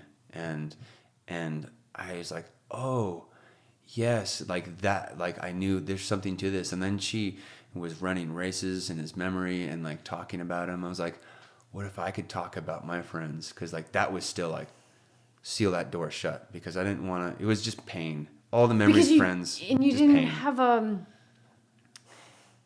a viable outlet to honor them. No. Like it wasn't enough just to remember that you loved them. Like you needed, you specifically, you needed something more. And Right. Whoa, what an amazing way. Yeah, and to honor them. That's where the dots connected. I was crying watching this video of her. They invited her to Kona to race there. I remember the story. I totally remember her. Mm-hmm. And I was just having this just catharsis of just, this okay to feel the sadness that was below the numbness, below anger, and below fear. And I can grieve because I love these guys so much. And, I love so deeply that I can feel this pain because it's there underneath. And that was like the test. I mean, I could hear it, but I had to really go through that to experience. And that was that heart journey. And then I said, okay, I'm going to put all these guys' names on the back of my jersey and on the front. And, so I had 29 names on there of guys who had died during our deployment and then who had been killed in subsequent deployments, a couple of guys who committed suicide. And I was like, if I feel sad, I'm going to feel sad because I feel sad about this because there's love there. If they meant nothing to me, then it wouldn't mean anything. Then I wouldn't feel sad. There's something there. What is it? Being curious and being willing to follow that. And so I followed my heart and running that race. I was like, well, people need to hear about this. And so I started writing about it on my blog. And then I was like, maybe I'll do this again. And then as I was like, people will probably do this all the time. They don't want to hear this story, and that was the mind. But I was like, well, I'll just do it anyways. I'm not a writer. Who are you to write stuff down? So, but then I just kept writing about it and this difficult journey, being vulnerable about it. And once I really opened up though and started being vulnerable, then people started responding. Because like, oh, this is real, like the bullshit detector, but, was like, oh yeah, no, this is real. And I was like, oh, I didn't think people would want to hear about my like hard times. I thought they just want to hear like the, the Hallmark movie, story of it. Right. Like, Oh, that shit's vanilla. People want to hear. They want to hear This is just so good. Yeah. Like you're just opening yourself. Like Yeah. you're finally like loving yourself, and people can see that. Yeah. And then it's inviting them in, and now they're part of your story. Now they're like, this is amazing. Whereas before, and it seems like you still had unworthiness because you're like, I can't write, I shouldn't be writing. But you're quickly turning that over and like embracing the fear and the risk of like, yeah, I'm just going to keep writing. I'm just going to keep writing. I learned to not push that away and just imagine myself kind of like giving that person that voice compassion. Be like, you can be here too. That's fine. You know, like, oh, I can hear these things, but I'm not going to wait for that voice to go away or to say something different before I do what I feel called to do. Mm-hmm. And then it's like terrifying every step, but it's so worth it. But because you kept, and you've said this a couple times now, like, well, I've walked through fear before. I can do this again. That's what it takes. But you have to take the first step, and then it gets easier, and you get to rely on it. And that's what you're doing. You're relying on it. That's how you were able to move forward and open. And, you know, when I look at the 29 names on your shirt and the sadness that you feel, the way I see it from my perspective is that those 29 beings gave you the gift to heal your sadness. Yeah. Now, the mind wants to say that my sadness is because they are no longer here. Right. Right? Yeah. But actually, the sadness is deep within all of us, and that them leaving the world was almost like the symptom to allow that now to come up and actually heal. It's like the fever is not the sickness. Right. The fever, the fever is the symptom. Oh, it's so easy to miss though. It's so so easy to see like, well, that's what it is, but you're right. And what a gift they gave you. They all gave that to you. And then I saw the sadness and fear and all those things as just sensation and energy. And I was like, but then this energy, like I had a run where I felt these guys running in formation with me, and like it was there. It was just this it was like a golden light of just, we're here. They're not gone. Nobody's ever gone. It's like, and then I remember that's why I laughed when I read something, one of the texts about the Buddha talking about, you know, when they were sad about when he was about to die, and like, leave you? Why would I leave you? Where would I go? You know, like, and I was like, that's it. Yeah. Yeah. The Buddha, Buddha's awesome. The book Dhammapada is, Buddha's works, and Buddha's super cool because you would think that the works of Buddha are like really intricate and like, oh no, I'm not smart enough to read this. That dude was like no nonsense, right? As most of the sages are, like, and the great gurus, they're no nonsense. Yeah. Right? Like what? Like for you to mourn the loss of my physical body is ridiculous. That's so immature to think that's like me. I'm never gone. Yes. I'm deathless. Exactly. And so I had this feeling, and then I saw, okay, this is the path. It's not something to block out. It's not something to conquer. You know, this is the path. This is the wave to ride. And then I was like, oh wait. And then I started to look forward. This is my fuel. Like when I see feel the fear or sadness or the maybe the anger beforehand, I'm like, okay, what is this? You know, be with this. And then because I know it's like this is such a powerful current of energy that this is my fuel and this will propel me, you know, throughout this long run or this. And so it became, you know, the way I lived. I was like, okay, I can be part of this. I don't have to fight it. You know, it's not a surrender. Conquering. Yeah, surrender. Yeah. Surrender. And so then I was like, oh, it's not a bad thing. It's energy. Right, so, but the mind wants to put it in a box. So what was your first Ironman? Santa Rosa last year. Was that last year? Yeah. Oh, wow. Yeah. So we shared your first experience together. Yeah, man. That's awesome. How cool is that? So cool. And then you did Kona. Yeah, and you know Number 2. Yeah. So how did that come together? How did the Kona thing come? Well, when I registered for Santa Rosa, they said, "Why'd you do this?" You know, like that question at the end, like, "What's your deal, man?" And so I was like, "Well, I could just click, you know, like I want to be in shape." Or I was like, I just felt this little ping of like, take a risk, you know, like what the hell? Spend a few extra minutes, and so I'm there. I'm, you know, typing it out and speaking from my heart.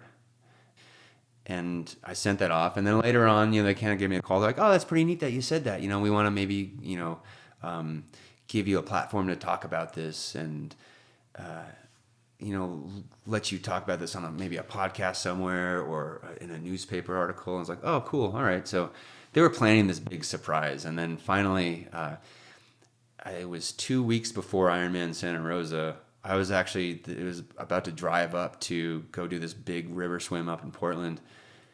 And I'm talking to this other Marine Corps vet about Ironman and like why I like, doing triathlon and why I like doing races and a little bit about combat.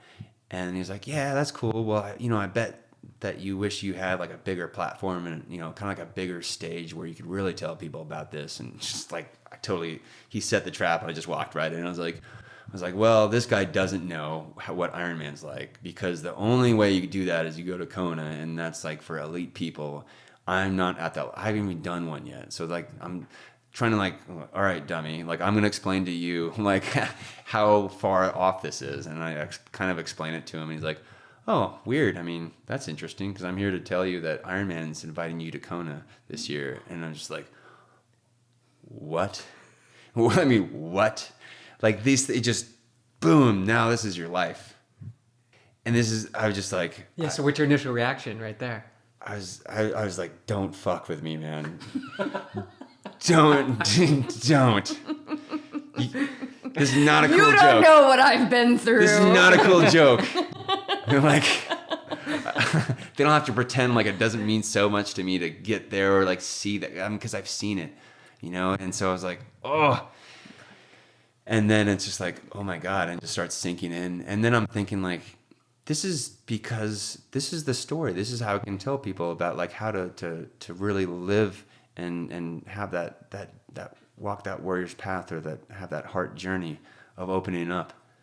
And I was like, oh wow. I mean, this is all because like I didn't listen to that voice that was saying, well, they probably won't care. It was like, just take a risk. There was no, like, I wasn't doing it for a result. I was like, just do it because this is right, And it's the mind is tricky. Yeah, now he's up from his nap, so he might be jumping on you. But the mind is tricky. You gotta, and I think this is what's so potent about getting still and having a practice, is that you start to be able to discern between that voice in your head that says, oh, don't do it, they're not gonna be interested, and then the voice that comes from your heart that says, like, it's the knowing. It doesn't even say anything. It's just the knowing. Stop and do it right now.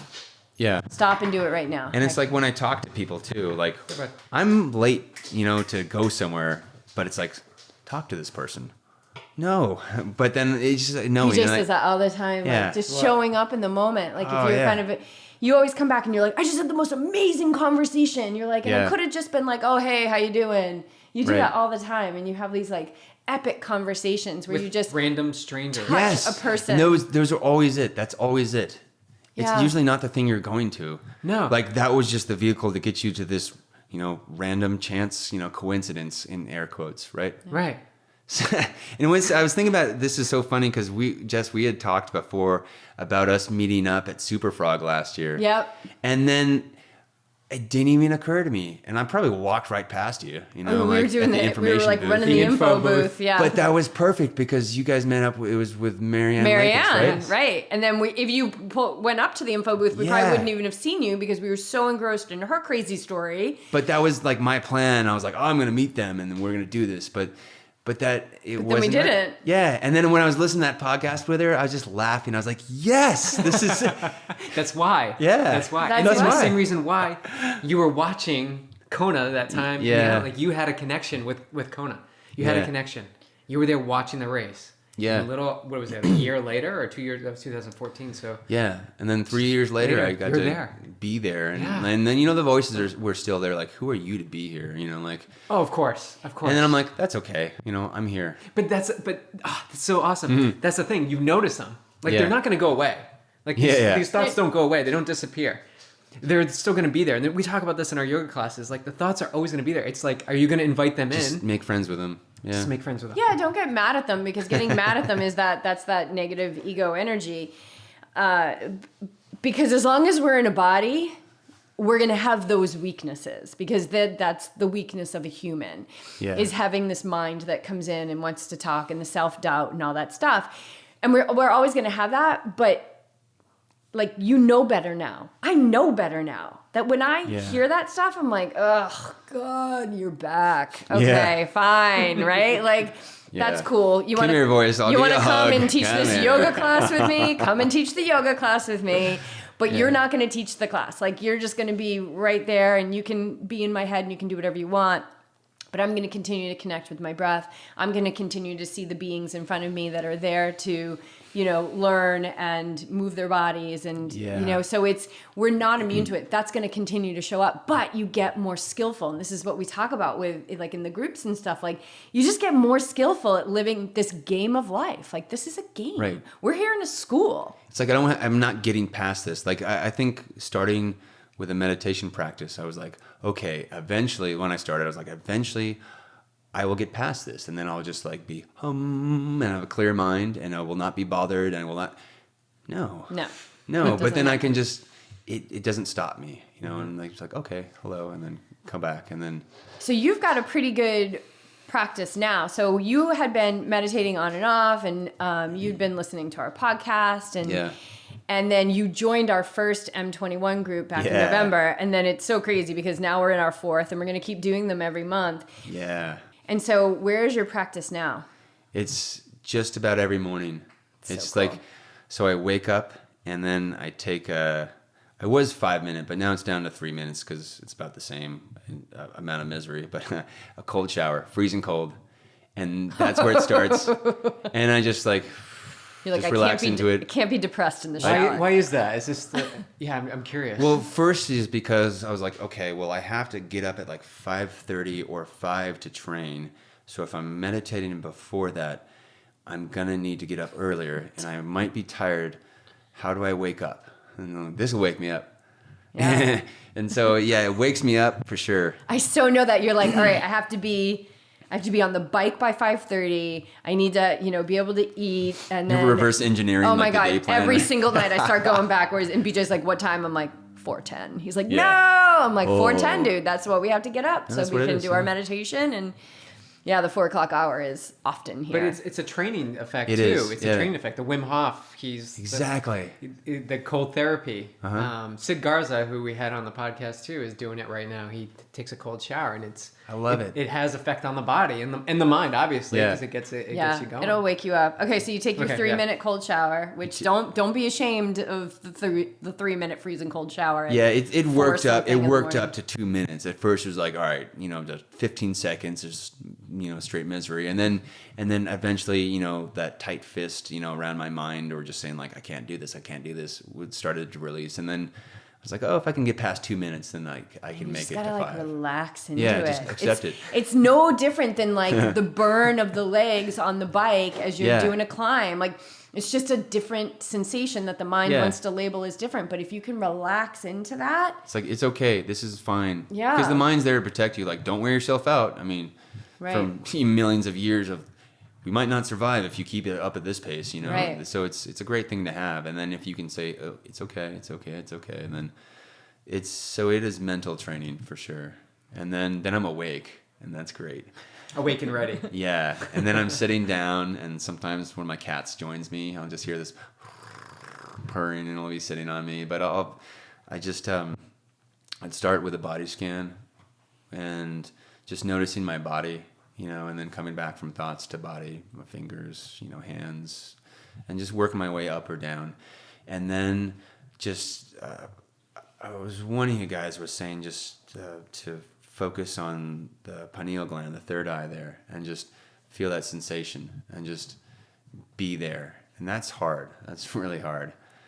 But that's where I go, and that's where I keep coming back to.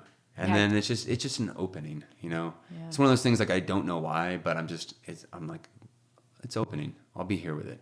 Yeah, keep going to that, because that's eventually the eye. Like, you start to see the world through that eye. Yeah, don't rely on these things. Yeah, you wanna see the world through this one. Yeah, you already are. And I mean, I had a deep dive into it before. I had another meditation teacher who brought me to a 5-day, it was like a Vipassana meditation retreat in the Santa Cruz Mountains. Oh, so beautiful. And I was like, we'll be silent for 5 days? That sounds awesome. I was like, something's going to happen. This is cool. And I was like, just let go of expectations. And I got there. One of my favorite parts, though, was as we start, so we just say, all right, we're going to do this. And there's a brief introduction in this circle of, like 50 people. And then he bangs a gong and then it starts. And then we're sitting there. And then this one lady asked the teacher, did we start the not talking part yet? And he goes, yeah. So he already kicked off. I was like, that takes the pressure off completely. That's awesome. Because you're all in the same boat. Everyone's like trying to be ultra spiritual. In right, that moment, already. Like posturing. Right. Yeah. I know. And like, just forget the show, man. And I was doing it too. I was like, well, they're doing it. I'll do it. Right. Mm-hmm. Yeah. It's showing up. It's showing up to showing up for yourself. Like, yeah. Showing up for yourself. And when we show up for ourselves, then we show up for, our wives and our husbands, and we show up for our neighbors, and we show up for our whole community. And then even outside of that, we show up for the whole world, because the change that we want to see in the world, it doesn't come from making laws. It doesn't come from pointing the finger. It doesn't, all of that stuff. When we say like, oh, this is happening in our world because of this law, and we start pointing fingers, that leaves us powerless. It's very victim mentality. But when we just start to unpack the bags within us, that's where the change begins. And connect with people. Yeah, we got to do that. Just that, and then during that time, there's this big thing that bubbled up. I think I was really expecting this big, like, huge firefight to appear. I thought I knew it was going to happen. I was like, there's things kind of hidden. But I think it was day 4. The thing that bubbled up surprised me in how much it just crushed me, just with sadness. Is in that month in Fallujah, we'd come across a house that had some dogs in it, and we brought one of them back with us, and we like adopted it, and we gave it to the next unit. And I think someone brought it back to the States with them, but it was like we had it. But then this big sadness, like that followed that, like that feeling of joy was like, what happened to the other dogs? Like, what do we do? Mm-hmm.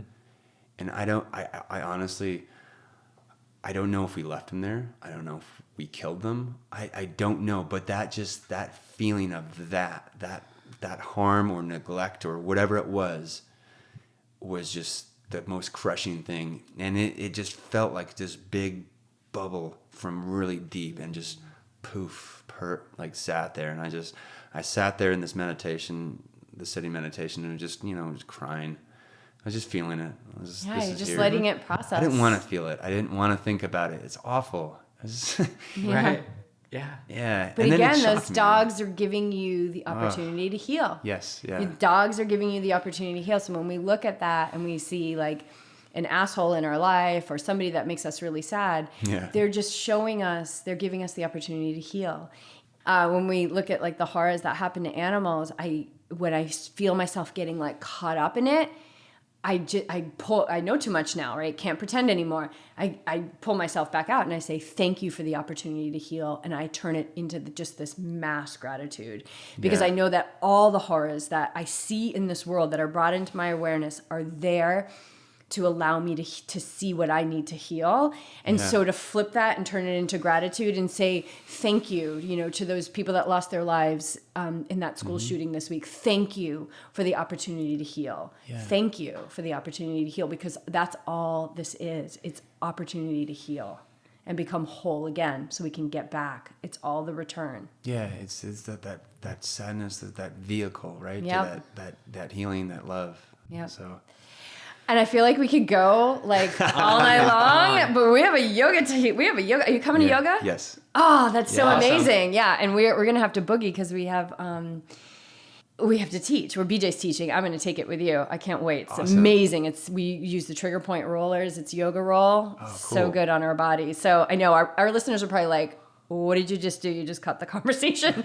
But there's so much gold in this conversation. And I feel like we're going to have you on again now that we know you're racing Santa Rosa. We always do a round table after the race. So maybe you'll come and join us again. Definitely. Well, you guys are going to lead yoga again, right? Before the race. Oh, yeah. Working that out with the city right now. Yeah, they're so awesome. The city's just like, yeah, absolutely. We'd love to have you back. So how do people get a hold of you? Because they need to find more out about what you're doing in the world. You're working with vets. Yeah. You're bringing mindfulness into their healing. Like, dude, this is so, so important what you're doing. I'm trying to bare my soul on my blog. And I haven't written about that experience of oneness yet, But when the time comes, the words are going to be perfection. exactly. Yeah. And I wanted to share this with you guys here because it's like this. Thank you. Because you guys can hold this and you guys could be here with it. So but they can find me at transitionsfromwar.com. And then I just started a podcast too. And I'm trying to. Yeah. And that was another, like, who are you to do a podcast, you know? So. Oh my God. I love it though. It's fun.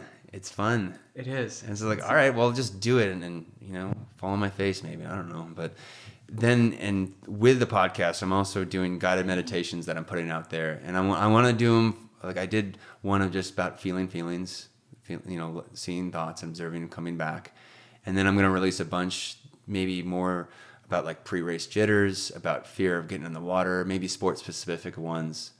Just to try it out. Just doing the work for the sake of the work. Yeah, Just put it I love out it. there, and it's for somebody, you know. Yeah. Somebody It will could be- connect with the way that you come across with And it your could message. be Yeah. thousands, it could be one, it could be millions. It doesn't matter. You Yeah. just keep doing what's coming up from your heart that you know I love you're doing here it. to do. I love doing it. And It's that's enough for awesome. me. I love you. I'm so psyched to I just. love you too, Mike. I love all you guys. Yeah. That's a good place to end. Awesome. That was epic, dude.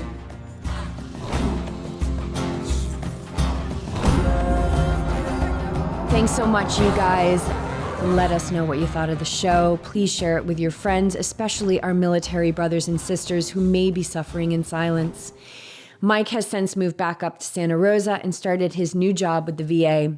He is living out his path of healing more and more every day. And from his wholeness, he is now allowing the space for others to heal because there is always a way. Suicide is not the answer. We are all playing this game of life, and the thing I love most about this show is that we dive into the caverns of darkness with our guests, and we share the how in regaining the light. This is a special show, and BJ and I are so grateful to be the stewards of Yogi Triathlete. Please check out the blog post and show notes for this episode at yogitriathlete.com. And if you are curious about walking this warrior path with us, living in an awake and ready state of being and mastering, not just meeting your goals, then reach out to us. There are so many ways we can work together. Until next time, be on high alert for how you are moving through the world. Words matter, actions count, and thoughts are things. We created all you guys, and we have a choice to do that deliberately, to create the life we dream of as the person we know we were always meant to be in the world we want to see.